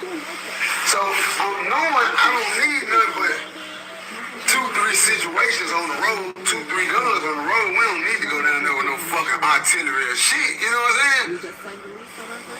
So I get the gun. My partner knew stay right around the corner from where I get the guns from. I go get 2 guns. I ain't finna get into what kind they was and details and all this shit. I go get 3 guns. I take my 2 guns. I give my little brother no love one. I said, ain't no love. I said, ain't no love. We finna get all this shit to brother. Get brother. This what no love say now, y'all. Y'all see how he just got on that line and said, this ain't my gun. I ain't back. I can't take this motherfucker and sell it. I got blood witnesses, y'all. I got people that was in the car. I got people that was around me that I can get on this live. Guess what no love said? Guess what no love said? Man, give me my gun. I'ma take my charge. I ain't finna go up here around these country boys acting like this with no scrap.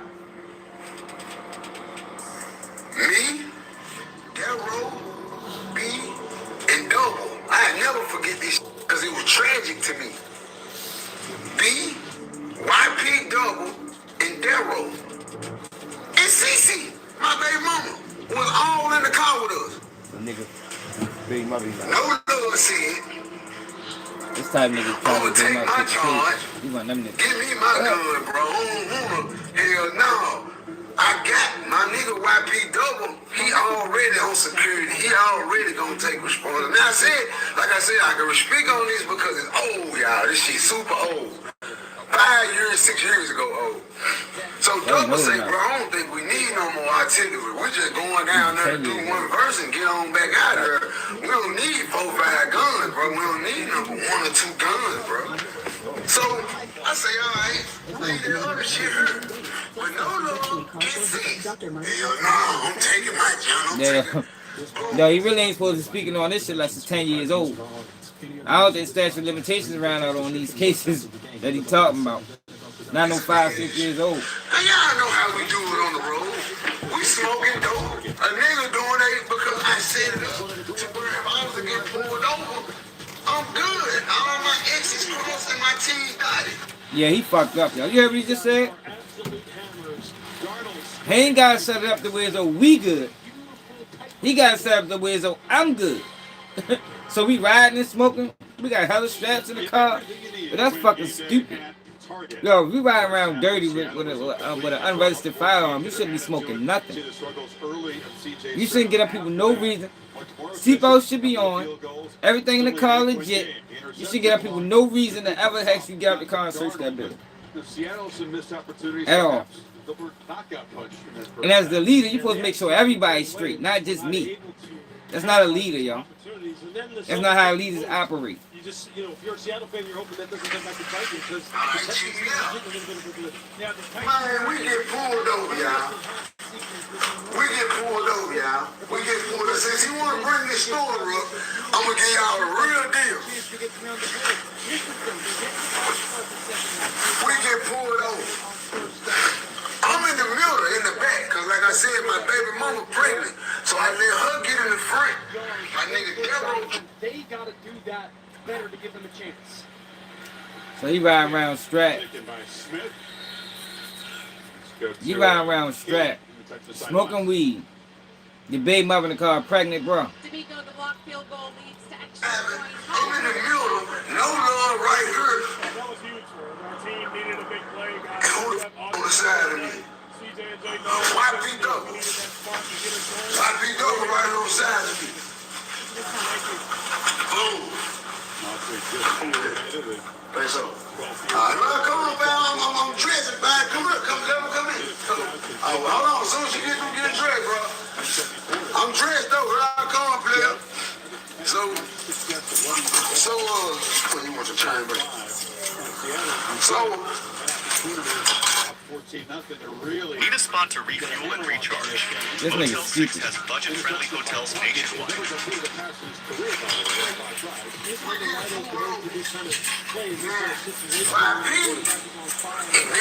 my little man. He the fall guy. He the one to finna, you know what I'm saying, take care of the business. So when the police pull us over, why Pete take his fire from out the back seat and put it on him. He ready to take his charge like a real nigga. He on gangster shit. Me, we from the street. Yo, the way you picked it off. Yep. Yo, the way you avoid that is everybody just had that shit on. Should nobody be having nothing under no seats? Should nobody be having nothing in no trunk? Should nobody be having nothing in the back, in the glove department? Armrests, the back little pocket in the seat. Yo, everybody should be having that shit on them, yo. That's how it's supposed to go, yo. That way, ain't no room for error, ain't no confusion. You know what I mean? Should nobody be tossing that shit under nobody else's seat when the police get... Should none of that be going on, man. Any of that type of stuff going on, you dealing with dishonorable men.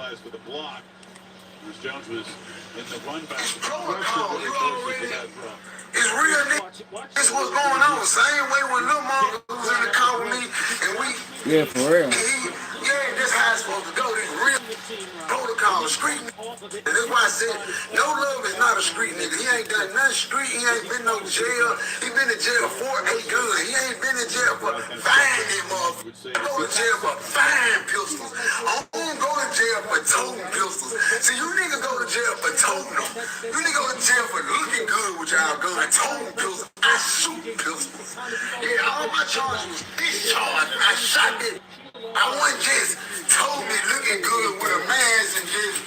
No, I'm not shooting niggas, man. I'm really letting off. That's what I go to jail for, getting off. Long story short, the police called No Love trying to take the gun off of him and put it up under my partner's seat, up under the seat. When the police caught the man trying to put the gun up under the seat, man, the police panicked, man. The police pulled the fire out, draw down on the whole car. The other police will pull his fire out. Gun, they got a gun, woo, woo. My baby mama 8 months in the car with my son. Nah, y'all. See, y'all, that's that bullshit, y'all. You can't, y'all, yo, you can't do that, y'all. Yo, you can't be riding around wild as a bitch. And then when shit go left, then yo, my baby mother in the car. What? Trying to make the claims center.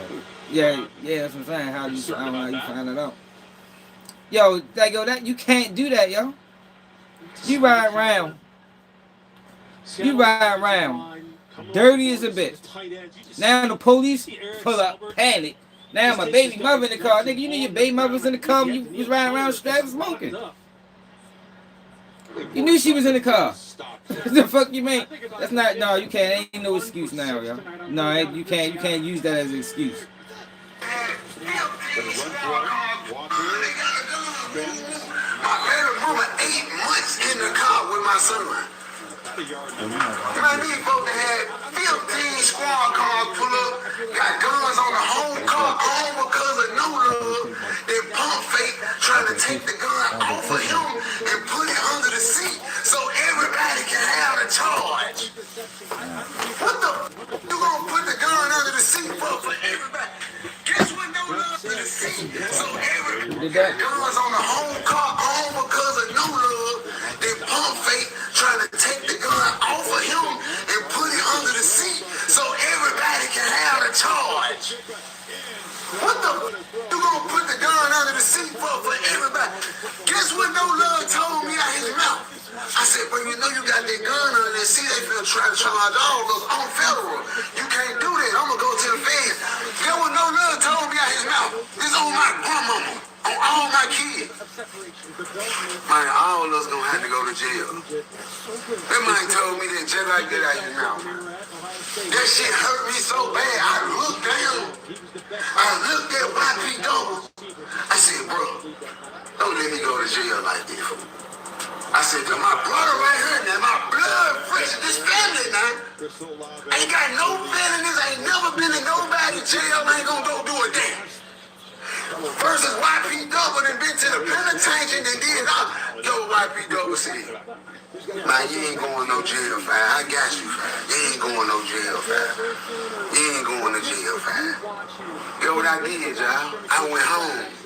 I went home because of YP Double, man. They locked no love up for the gun because they saw him with it. They saw him taking the gun off his hip and putting it. But now he on the internet telling y'all, man had the nerve. Yeah, I want to know, did YB Double get a lawyer? Was YB Double, did he get a bail? Did he get a lawyer? Like, what happened with YB Double after this situation? Like, yo, you got to go more into depth with this. I want to know what happened. Did you take care of his bit? Was his kids taken care of? Like, yo, don't just have the man taking cases and then just leaving them up to dry like Thug was doing. Short legs, but he has a great catch radius. He can go down off the shoe top. Yeah, no Love did wrong for that. He did wrong for that. I'd have cut his ass off back then. You feel me? Why give a snake an opportunity to bite you twice? If what he's saying is true, and everybody had that shit on him, well, the dude had the shit in the trunk, but he grabbed this shit. And when the police came, he tried to slide it under the seat. Relationship is over. You feel me? We ain't friends no more. We ain't brothers. Cause I can't operate under those type of circumstances with another man. That's dead.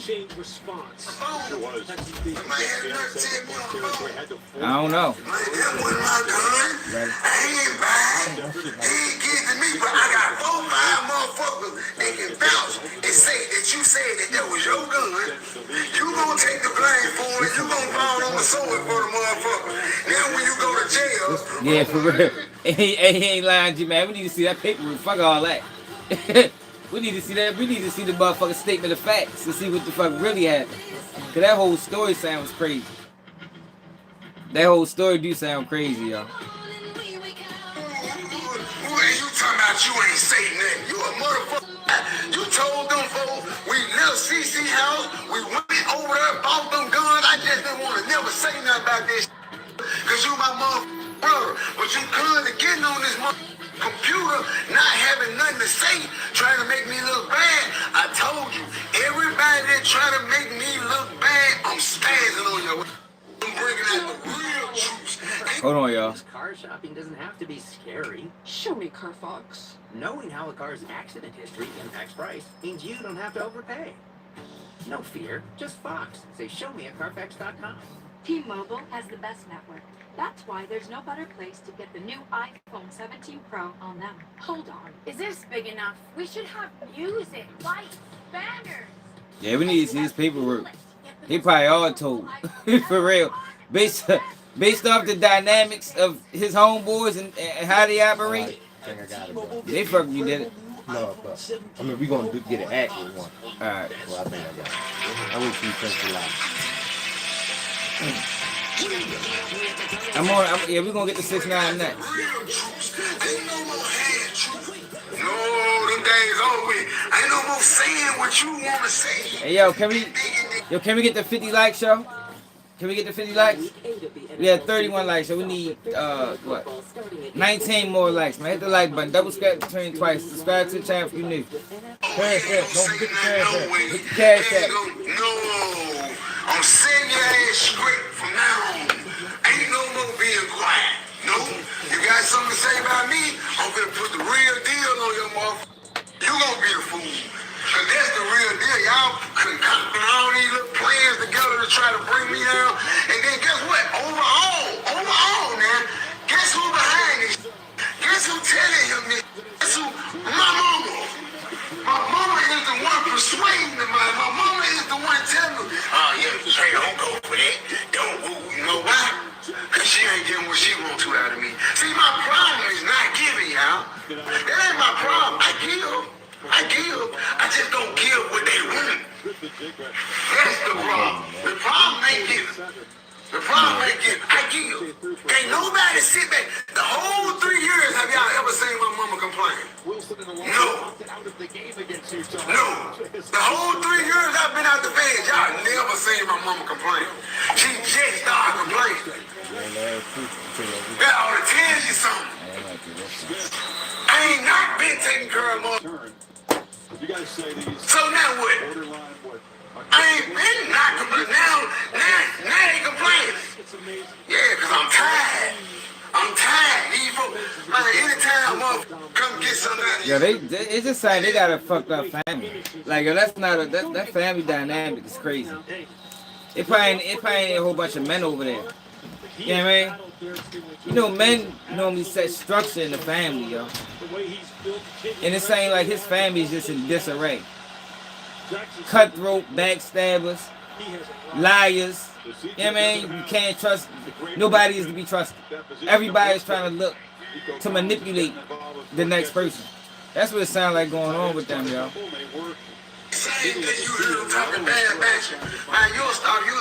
Well, come on, hit that like button. We need 16 more likes. That like button, share the live, man. Got 134 people on here, man. Subscribe to the channel if you new. It's my 40th birthday, too. Well, it's over now. 12 o'clock. But yeah, man, I turned 40 yesterday. Oh, man, I don't know about nobody else. Come on, let him in. Come on, man. Time for me to roll, man. I'm here trying to chop y'all, man. Appreciate it.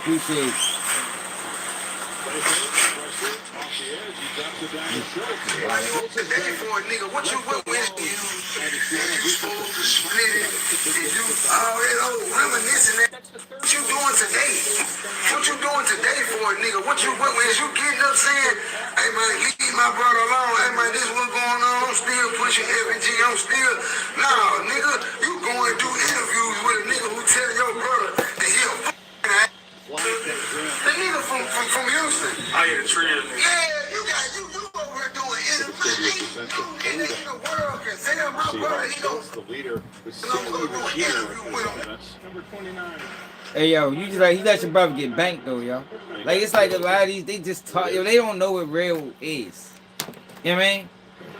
Like, yo, in my group of friends, none of the shit that they talking about would be considered real to us. You can't talk about loyalty when you let niggas jump your brother, bro. Niggas jumped your brother, yo. I mean, you seen it. Yeah, you over here doing interviews. Ain't no nigga in the world can tell my brother he gon' downhill. And I'm gonna go do an interview with him. Yeah, I like that Houston brings in. Fuck you talking about, nigga. You could just be my vice lord, brother. You ain't finna go. I ain't finna go in here and do no interview with no nigga for no $500 after you to say my brother. You gonna knock my brother out, put your finger in. I'm about principle, nigga. You can't say that shit about my. A nigga still can't say that about you, and I don't even like your bitch ass. Dang. But you, because you my mama's son, I'm not gonna let no nigga say they finna knock you out. Speaking on man, you got my nigga pop man. Y'all just different. Y'all just different. And when I catch one of you blogs, y'all gonna see. Special. And it's dead on that. When I catch one of y'all gonna see how real it get. See, them niggas don't be around me. Them niggas don't be in my way. They check their location when they make sure this ain't over here. Cause they know when you run into me, boy, every time I'm trying to shadow something on social media. I'm trying to get a nigga out where they win it. You win right here. I get all the laughs and shit on social media. Y'all laugh on this shit. It's real in real life. Yeah, I think ultimately, they just fucked up as a family. I mean, they started off on the wrong foot. Hit that like button, y'all. Subscribe to the channel if you new. Alright, but 6IX9INE, y'all. Yeah, I think so too, Dust. He just never goofy with money. He one of them niggas that think because you got money to make you real. You know what I mean? He think just because you got money to make you real, y'all. 4th and 6 now. That's what FINESSE2TYMES is. I can see FINESSE2TYMES being hard to deal with, especially when it comes down to family. That's why he look out for his homeboys first. You know what I mean? He look out for his homeboys. He probably scared of them niggas.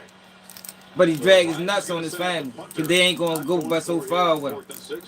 And he got the ups, he got the bag. So how he look at it is, you niggas got to listen to me. If you want me to support you in any kind of way, yo, you better not offer no resistance. And I don't respect that because I ain't no yes man. You know what I mean? I'm the nigga that'll tell you what the fuck you need to know regardless. Cut me off, be mad at me. You know what I mean? Stop fucking with me financially. Yeah, I don't give a fuck, man. You wrong, bro. You feel me? Like, it is what it is.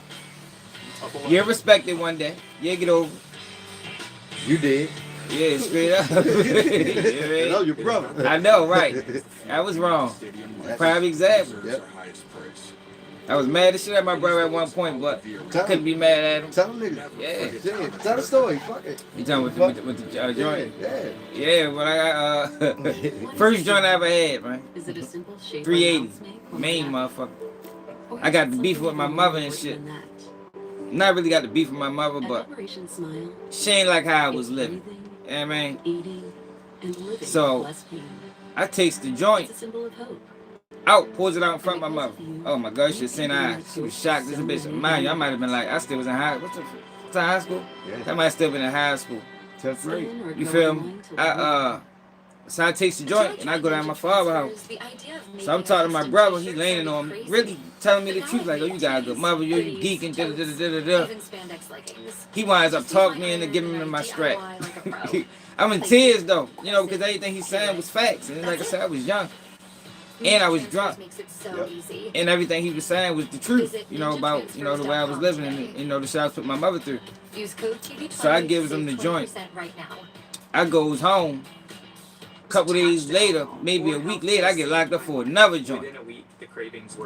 Get locked up for another joint. So I come back. When I finally get out, I got on my own recon. This is my first case.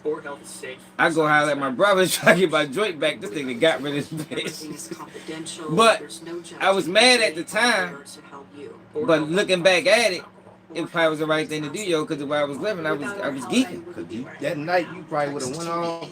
I was geeking. Did some dumbass shit. And who would have to live with it? Right. Man, I should never gave him that bitch. You feel me? If I'd have gave it back. Yup. Nah, bro, this ain't for you right now. You got a problem, I'm coming. Yeah. Let me deal with that. Yeah, yo, and it gets to you, man. Sometimes you just gotta acknowledge. But we got plenty more. Yeah. Sometimes you just gotta acknowledge when you wrong, man. Straight up. It's ain't. We got plenty more. Straight up. And this ain't like Finesse has an issue with that. What you just turned? 40. Niggas don't make it to 40. Yeah, definitely don't make it to 40. That's not where we from. Nah, about that. Real shit. You're dead or in jail. Yeah. Walker plows ahead. So it's All right. What's it called? 6IX9INE. Now 6IX9INE he got into a feud with fucking 6IX9INE. I mean, she exposed DMs. He called it dirty or some shit like that. So she exposed DMs. Like nigga, you was in my inbox. So Finesse is going at it with another dude too right now. Talking about you want to fuck and she curved him. He like, well, can you at least send me a number? Walker, second down. It's all in DM. Not much there. Ran into heavy traffic and it go from that to Shorty exposing yo for wearing wigs. Yo, did y'all know 6IX9INE wore wigs? Like, yo, that nigga really like a lace front, like some shit your girl would have on. Hold on, y'all. Let me come on, baby mother real quick. These young guys under his wing, almost like he's another coach in the building. He brings that winning atmosphere. So JSN, obviously the superstar here, but Cooper Kupp's impact might not be the box score, but certainly make an impact on these young wide receivers. Huge third down. You hit that like button, y'all. Yo, we on that 38 likes. Come on, all you gotta do is tap screen twice. Struggle to be consistent. They have just got to find a way to get off the field. It's been hard for this pass rush to get at Darnold. This time he's got plenty of time. Runs out of it. Loses the ball. Hello? Scramble. Oh, where you at? You know? Touchdown Texans on the takeaway. It's Hello? Anderson. You know? My goodness, that might have just turned this game. Alright, I already know we're up there. Said the pass rush hadn't gotten home until then. That mattered most. Vintage Will Anderson. Yeah, yo, he wearing lace front wigs, man. Yeah, man. He might start selling them. Like telling that. 6IX9INE sell lace front, yo. Tupac and Biggie, I would say Pac. Coming off the top of the screen against Charles Cross. Alright, so y'all expose him, yo, for wearing lace front. Uncharacteristic, though. That's who you depend on. Him of his past, that he is in many ways. So this is how 6IX9INE responds. Credit Will Anderson in the rush. This to make it a 3-point game if they can convert the 2-pointer. Stroud on the move, scanning, and puts it back line. Dalton Schultz could not come up with it. But Will Anderson gets home, knocks the ball loose, recovers it, and Houston out. That like button, y'all. 8 more likes, we at 50. What's up, Clemson? Yeah, yo, that man wearing lace fronts, yo. That's his thing now. Lace front wigs. Check him out. Everybody saying 6IX9INE got a wig on. To remind you, bald-headed, no edges, having ass holes. There's a pretty. Now, yo, here he go. Yo, 6IX9INE don't even date black women for real. So I don't respect him coming at the black women. Like he tries to make it seem like he's a part of the culture, but he ain't. That man's the Mexican that deals with Mexicans and Hispanic women. But every so often, he tries to disrespect black women. Like, yo, why are you, as a Mexican, comparing your grade of hair to fucking black? Why, as a man, are you comparing yourself to women? Like, what the fuck type of... the fuck, yo, people accepting this shit? Yo, so this nigga does a video where he takes off his lace front to show his natural hair. Like, oh, this is some shit females do, yo. Hey, yo, we gonna get on Umar when that whole interview finished of Umar Johnson on Dancing Project come out. You know we gonna review it. I ain't even watched it yet. I'm just waiting for it to finish. No edges, having ass holes. There's already a video on my Instagram, but let me just cut to the chase. Check yo out though, yo. This right here is my hair. I do this. Yo, what type of man be like, you know what? You know, I want the wig. I want the multi-colored wig. You know, the green mixed with a little bit of turquoise. I want it fuchsia. Yo got the fuchsia wig. Like, yo, what the fuck? Yo, can you imagine doing that? What you want today, sir? You know, just give me a little bit of fuchsia. You know, I want some little blonde streaks or some yellow streaks in it. This nigga crazy. He tries to act like he tough and shit. Yeah, this nigga crazy. Hit that like button, y'all. We need 7 more likes to get to 50. Yo, no, get my face right here. I do this because I want to do it. You do it because you have to do it. You bitches is bulls. Now he's so sassy. No, bitch, you're bullheaded. Like, fuck you talking about? That's why y'all be doing them fucking, yo, get the sewing. Get the proper sewing. Look, y'all, he getting it sewed in. No, bitch, you're bullheaded. That's why y'all be doing them tree oils. No, what's that shit called? Them fucking hood massages. What's that shit? And this is coconut oil. Y'all be putting bananas, lemons. Y'all be smacking eggs on y'all shit. Y'all really be fucking putting guacamole and a whole bunch of teas, remedies, Haitian fucking woods and the fucking. Y'all be doing some crazy shit. But like I said, I'm trying to do this video so y'all can see. This is really my head. You have to sew it.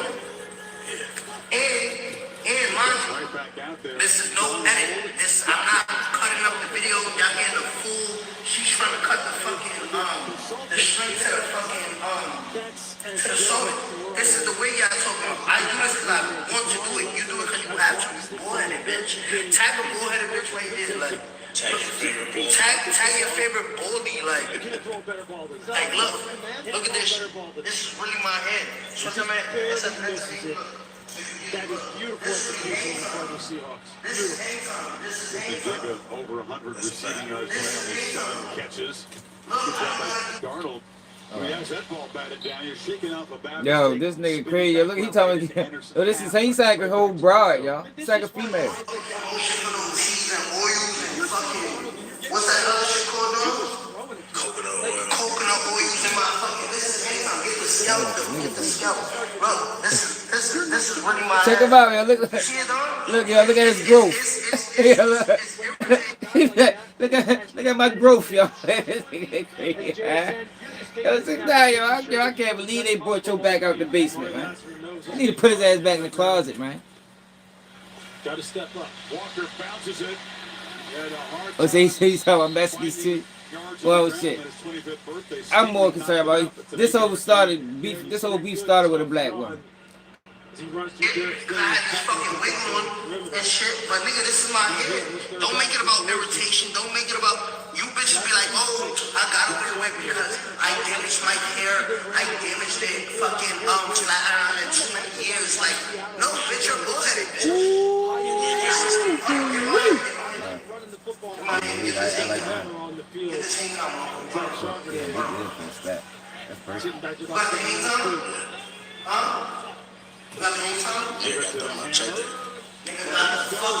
Check out the hang time, y'all. Look, check you out, yo. Look at him, yo. Check out the hang time.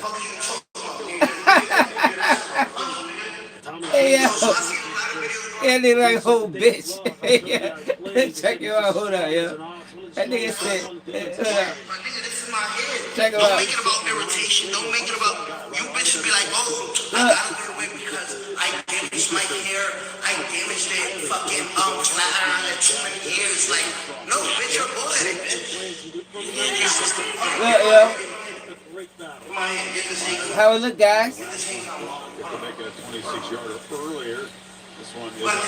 Look. That nigga put this. That nigga waving his fingers through his head and shit. Hey guys, how it look? Get the fuck out of here. Goofy ass nigga. I don't know. I wouldn't get it from there. eBay? Yeah, because you would know. They real now. eBay don't sell it. I don't know. Look at the certain number. Certain number on it. Ew, 6IX9 crazy. I'm telling you on the glasses. Oh, look him up. Yeah, he wild, Leon. When life takes an unexpected turn, He a wild ass nigga there, man. Put this on the phone. Makes all What? the difference. CTO For Patriots, 4880. gives you backup power where it matters most. Got it. Yeah. Solar generators that are lightweight, portable, and built tough enough to go wherever the job takes you. Go to 4patriots.com to claim your solar generator. Yeah, they pulled up. I had 8 UTIs They ain't in pulled 1 up year. this, This inspired me and my partner Spencer to launch Eucora. Eucora makes effective urinary tract health products. It truly works miracles. The peace They of ain't put up mind on I've the been Cartier looking for. Go website. to Eucora.com to learn more. I bank with a big bank. And I bank with Varo and have a free bank account. Free? Yep. At Varo, there are no bank account fees. Ain't on the at all. website. I got a free mug. Cool, and I have a free bank account. And I got nothing. Get started today at borrowmoney.com. An official message from Medicare. Medicare plans change from 1 year What I say, to the next. CTO. And this year, it's 480, important for you to review your current coverage. 480, And compare all your oh, oh. options during Medicare That's what I'm open trying to figure out enrollment. what the fuck is. Compare health plans. Compare drug coverage. Compare Yeah, they costs. put up the same thing. See if you can save. CTO 4880. And make sure your drugs are covered. Open See, yeah, enrollment more ends fashion December eyewear. 7th. Compare plans now at Medicare.gov. Paid for by the U.S. Department of Health and Human Services. They pull up. He's not on the Cartier. I don't think on the Cartier website.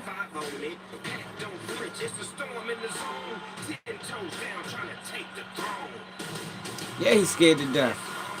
What's up, Chanel? Yeah, he's scared to death, man. The MRI encouraging, but That boy's scared to death, yo.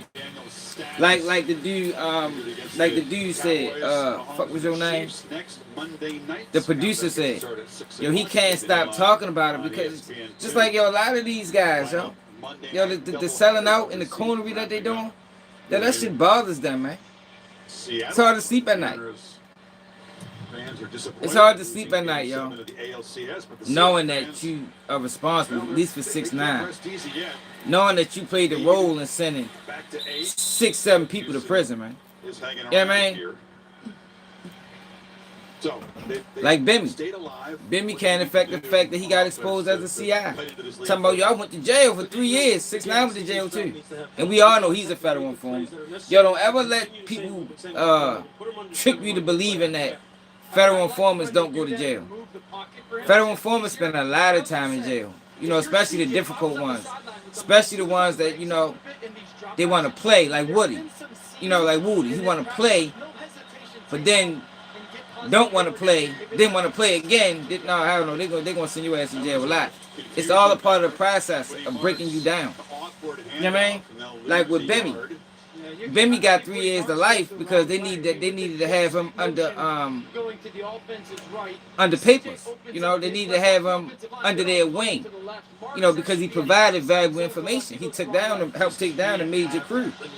So we're gonna give you this life sentence. We really only gonna give you 3, but we're gonna have you on papers for however long. And we need Bimmy to explain when did that life end. You know, when did he get off parole?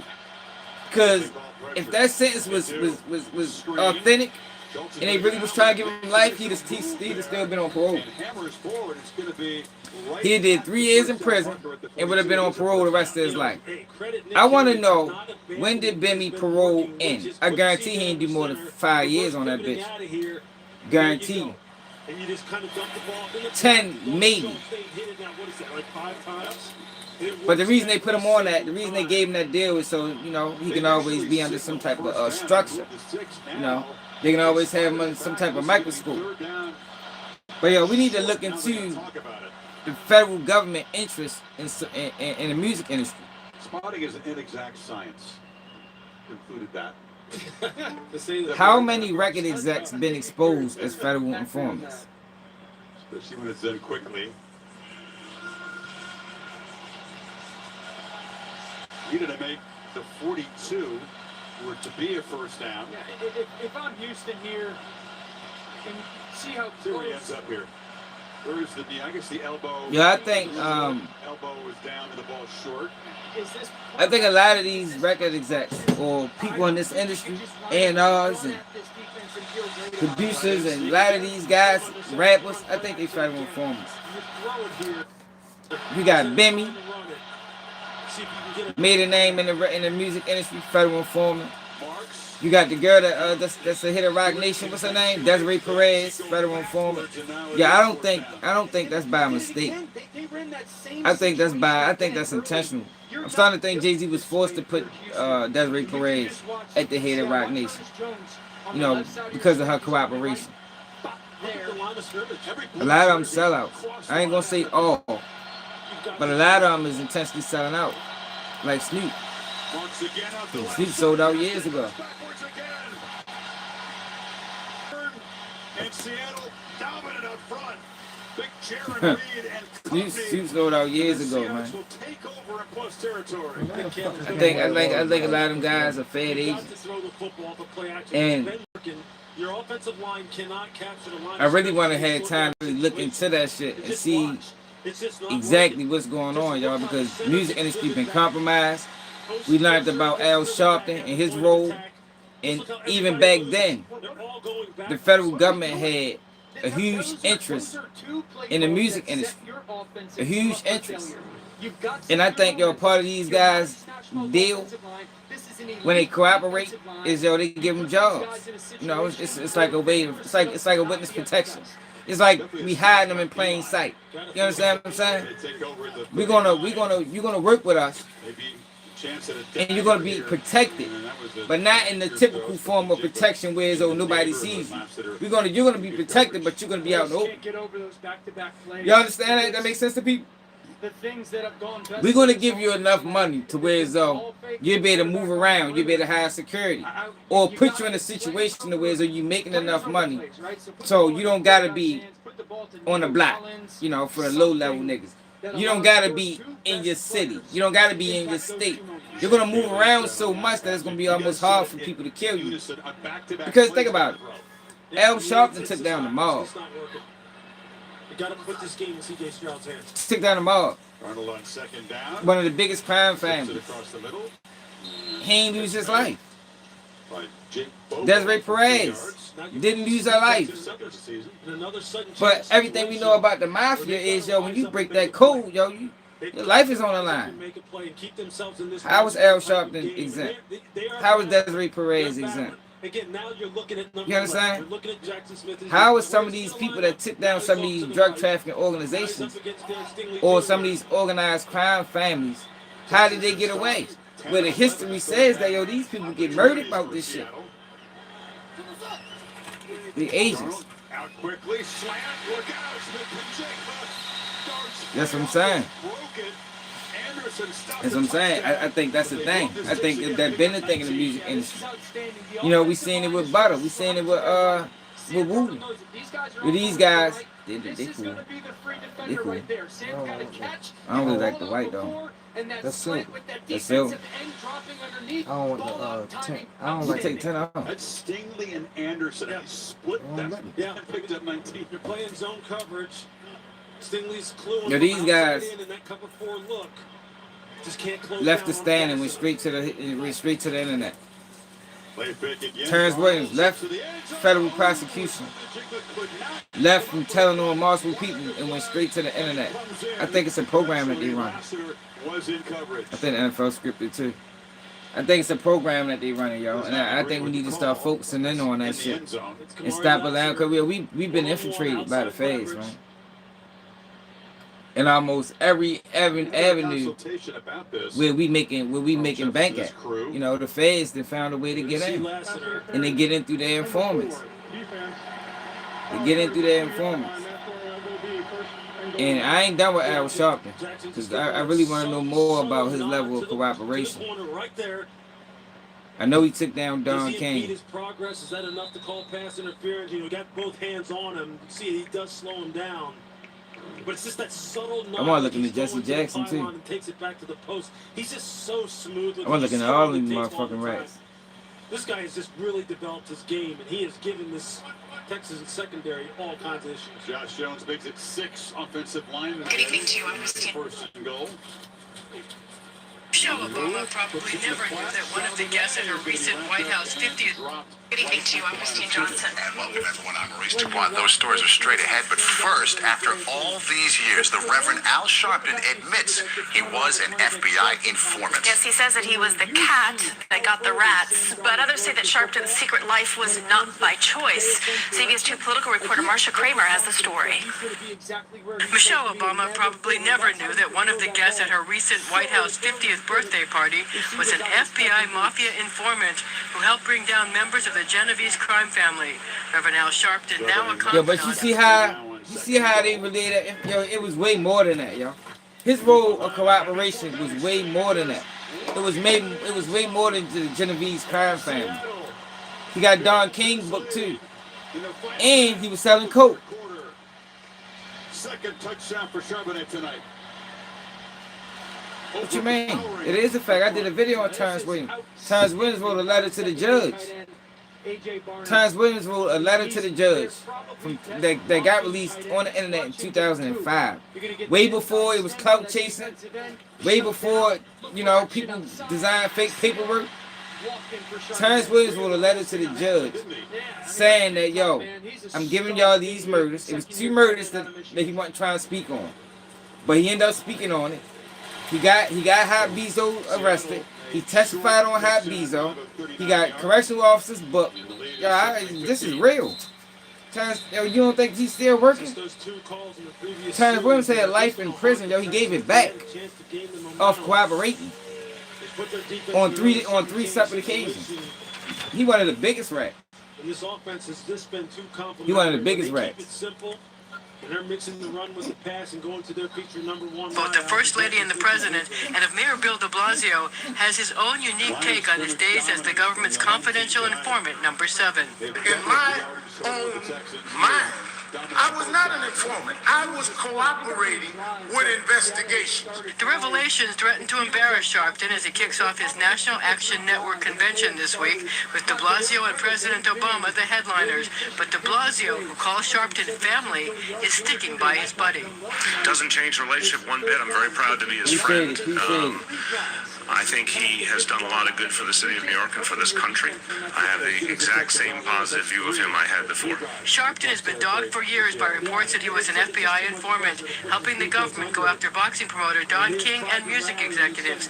Now we learn he also went after mobsters and music executives. That's the part I wanted to highlight. I'm telling y'all, the music industry has been infiltrated by the federal government for at least 40 years now. You know what I mean? At least 40 years, man. At least since the crack epidemic, the federal government infiltrated the music industry. That's how you get a Bimmy. How did Bimmy get that job, man? How did Bimmy get to a point where he's involved in #1 records? After you find out that he was collaborating since '85. Telling y'all it was part of his deal, man. It's part of his deal, y'all. The music industry is probably filled with federal informants. People working on behalf of the feds. Double agents. And an opportunity with a pick there. And I like the thought process. You can see some of the separation starting to happen at the second level. including the legendary Vincent the Chin Gigante, the so-called Oddfather who paraded around in his bathrobe and pajamas. Though he has ducked and dodged questions about whether he wore a wire for the feds, that wasn't possible today since a batch of government documents were made public. The conversations were recorded. And there's also the issue of how he became an informant. Some say he was pressured into it after he was caught in a drug sting. This HBO undercover sting video that aired in 2002 shows Sharpton with a cowboy hat pulled down over his bouffant hairdo. Sharpton appears to nod when an agent offers him a cut from future drug sales. But now Sharpton claims he went to the feds for protection from threats from mob-connected music executives and was... Yeah, we know that's a lie, though. We found that out, and yeah, we gotta go through that whole article that we read the other day. I'm gonna get back to it one of these days. Probably tomorrow. I'm off tomorrow. I should be home tomorrow, and I'll be in front of the computer. I want to read that whole article because he tries to relay it like, you know, they was trying to kill me. No, they wasn't trying to kill him until he got exposed as a Fed agent. That's when the mob tried to kill him. Well, in his words. But before, they wasn't trying to kill him, man. They had the same interest. Flood the black community with drugs. You feel me? Al Sharpton participated in flooding the black community with drugs, man. A civil rights activist. A guy that people call on to speak on behalf of black people. Think about that. An activist who gets called on to speak on behalf of black people participated in one of the most... Near midfield. I like that. 7-yard return. So Seattle already up 15 has excellent field position again. You're one of the most detrimental things that happened to the black community. I don't know why people don't like the acknowledge Terrence Williams, bro. I don't know what I think they just like him. He got a nice calm demeanor. You know what I mean? You know, he probably keep people at, you know, make people, you know, he look like he comes in peace. Yeah, but Terrence Williams is one of the most disgusting people we got on the fucking internet. That man told on his friends, man. 17 years later. Because he couldn't take accountability for what the fuck he did. I don't respect him, Terrence Williams. That's to rat out the bad guys. They were threatening to kill me. And while the feds say his information helped bring down guys like Gigante, Sharpton says he didn't know how his information was being used. I have never met any of these guys. The guy with the pajamas.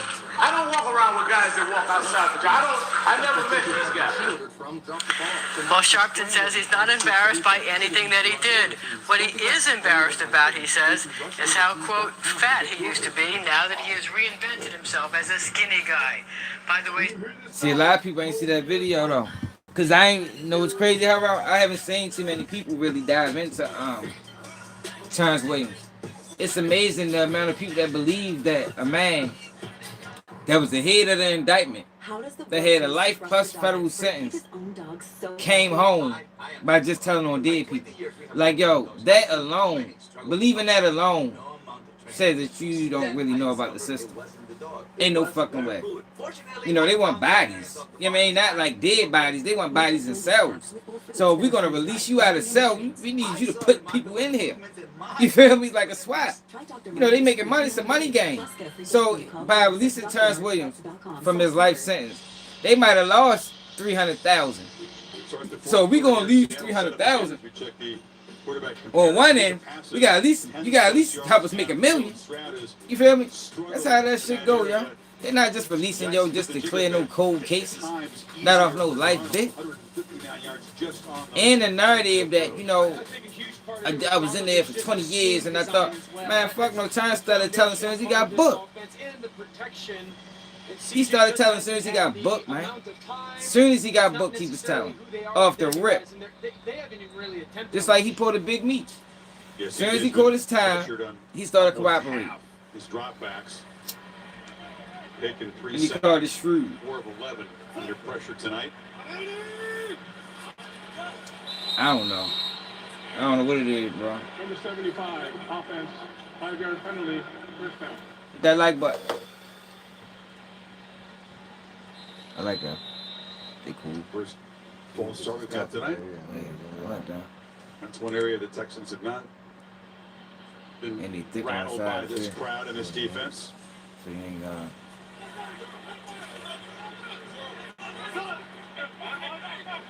The Reverend Al Sharpton, that he was at site showed that Sharpton recorded conversations with New York crime bosses during the 1980s. No, he been talking about Sharpton.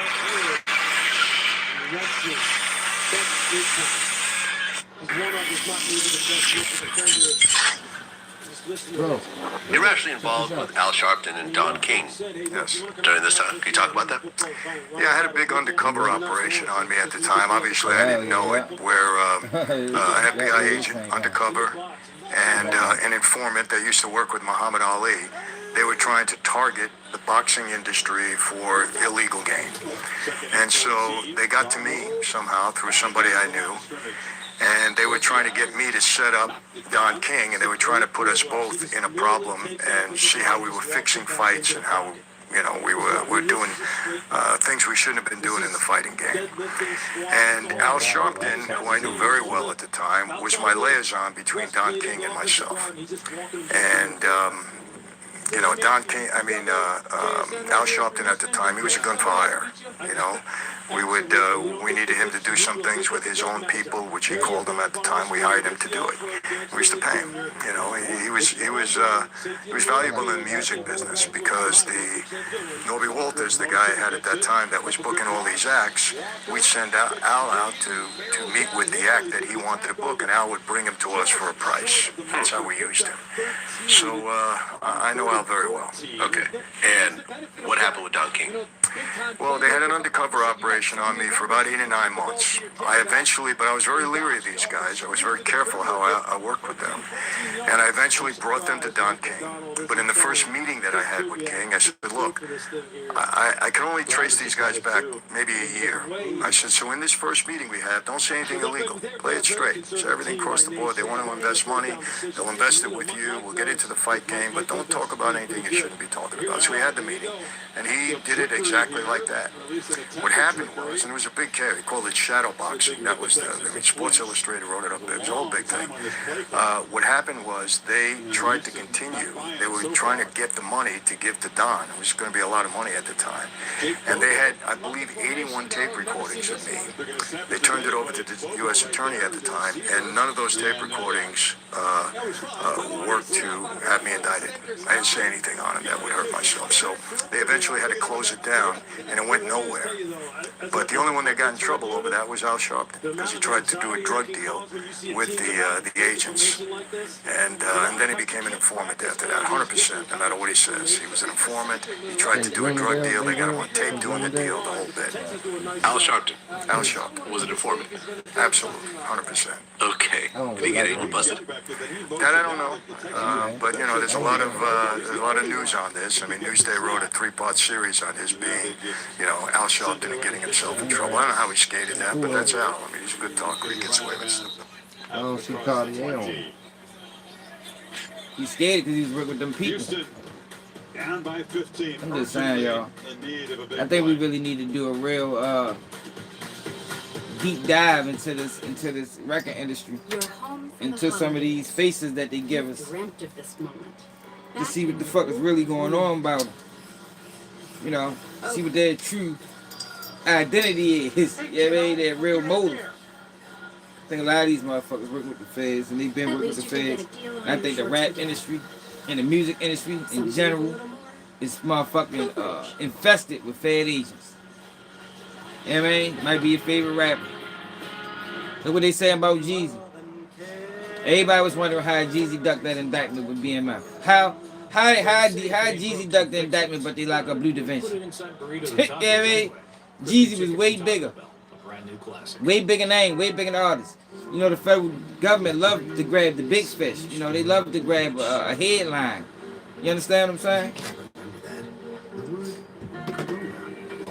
But Jeezy ducked the indictment, but Blue Da Vinci did. Nothing like having the spending capacity to help keep That's crazy as a motherfucker.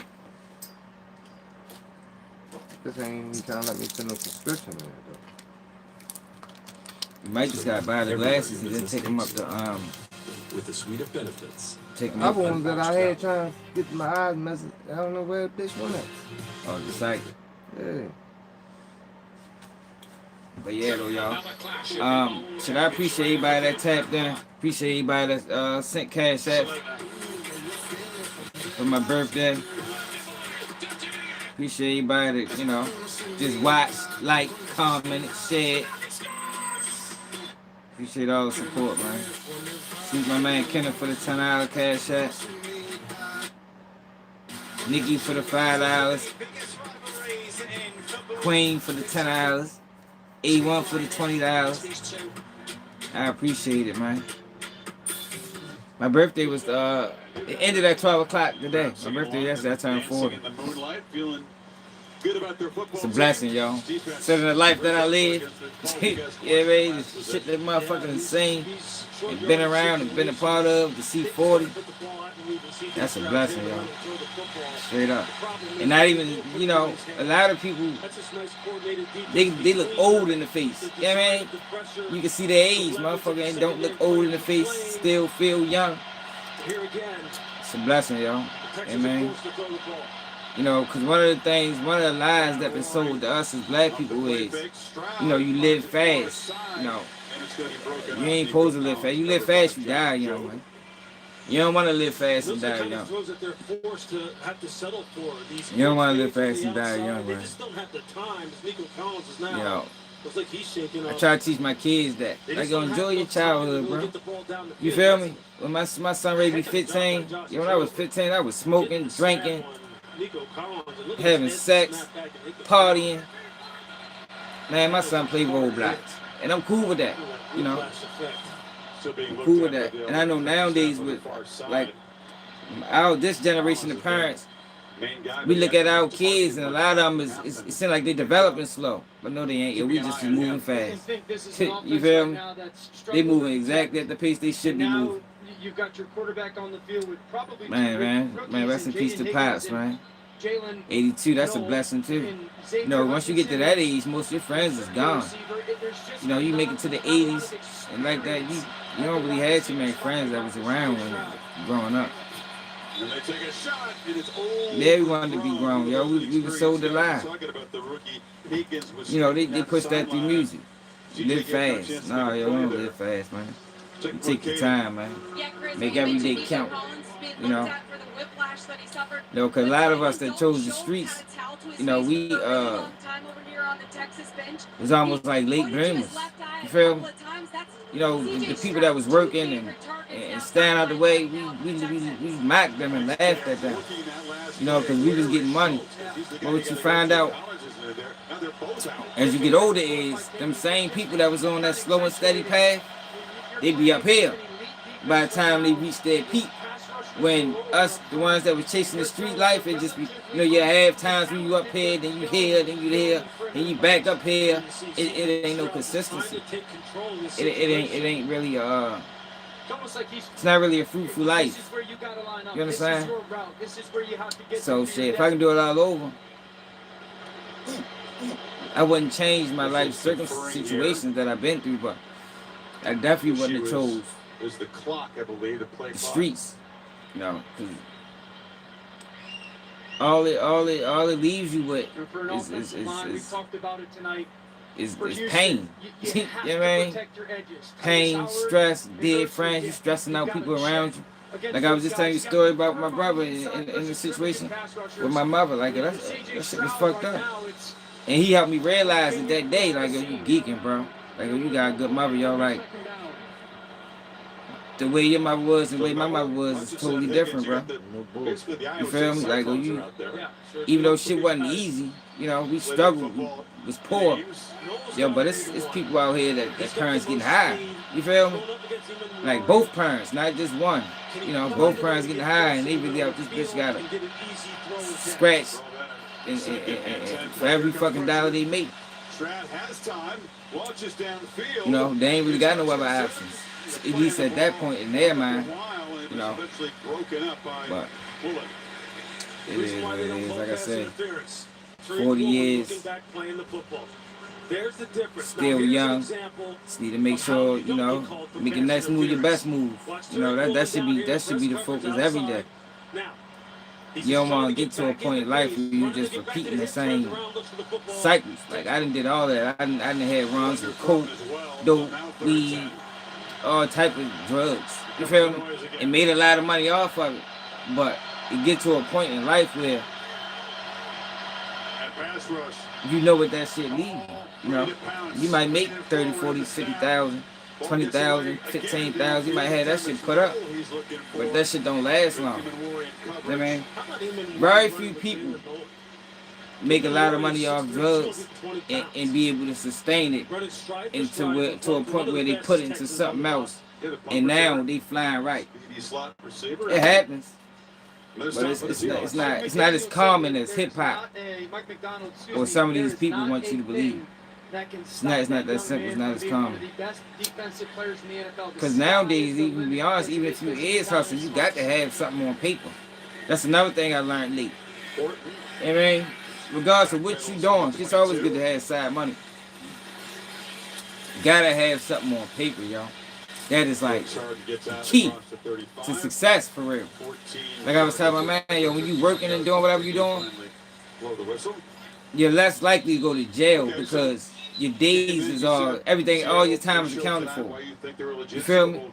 If I'm selling weed or whatever I'm selling, and I work 9 to 5, I know from 5 to probably 8 or 9 to 10, whereas I gotta do what I gotta do.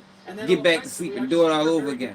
As opposed to when you outside and you ain't got no job, you're not really in control of your day. You know, your day is basically dictated around what's going on in the streets, and you're gonna lose in that situation. You gotta be in full control of what you got going on. And when you outside all day, yo, the world dictates your moves. You just gotta move accordingly. You just gotta adjust based on what the fuck is going on outside, as opposed to if you working and you pretty much got your day planned, you got people already calling you while you at work. So when you get off, you gotta go 1, 2, 3, back in the house. But what about the complete package? You got a much better chance of surviving moving like that than, you know, being outside 24/7. But make sure I hit that like button. Make sure I subscribe to the channel.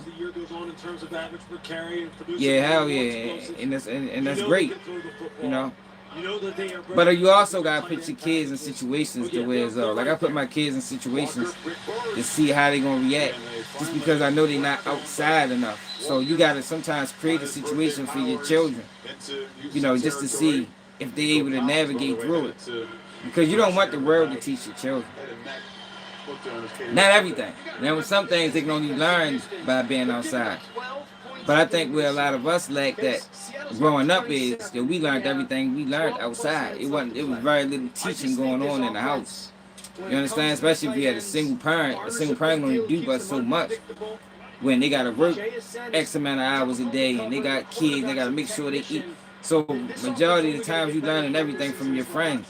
So you got friends learning from each other, and it's gonna be a lot of mistakes made. So, ooh, almost. is broken up. So I try to put my kids in situations to see how they're gonna react. Helped up by Bullock, and there's a Yeah, flag man. down. Gonna be Charles Cross. Got to. Left tackle. You're gonna see Will Anderson was coming around the corner again to try But and like I get some say, I kind of strip appreciate sack y'all. and create some havoc. 40 years down. You know what I mean? Who knows how many more years to go? We still rocking. We still, you know, we still want to come up. Still pushing a real message. Ain't nothing changing. It's never there. Keep what you need. Left leg caught up.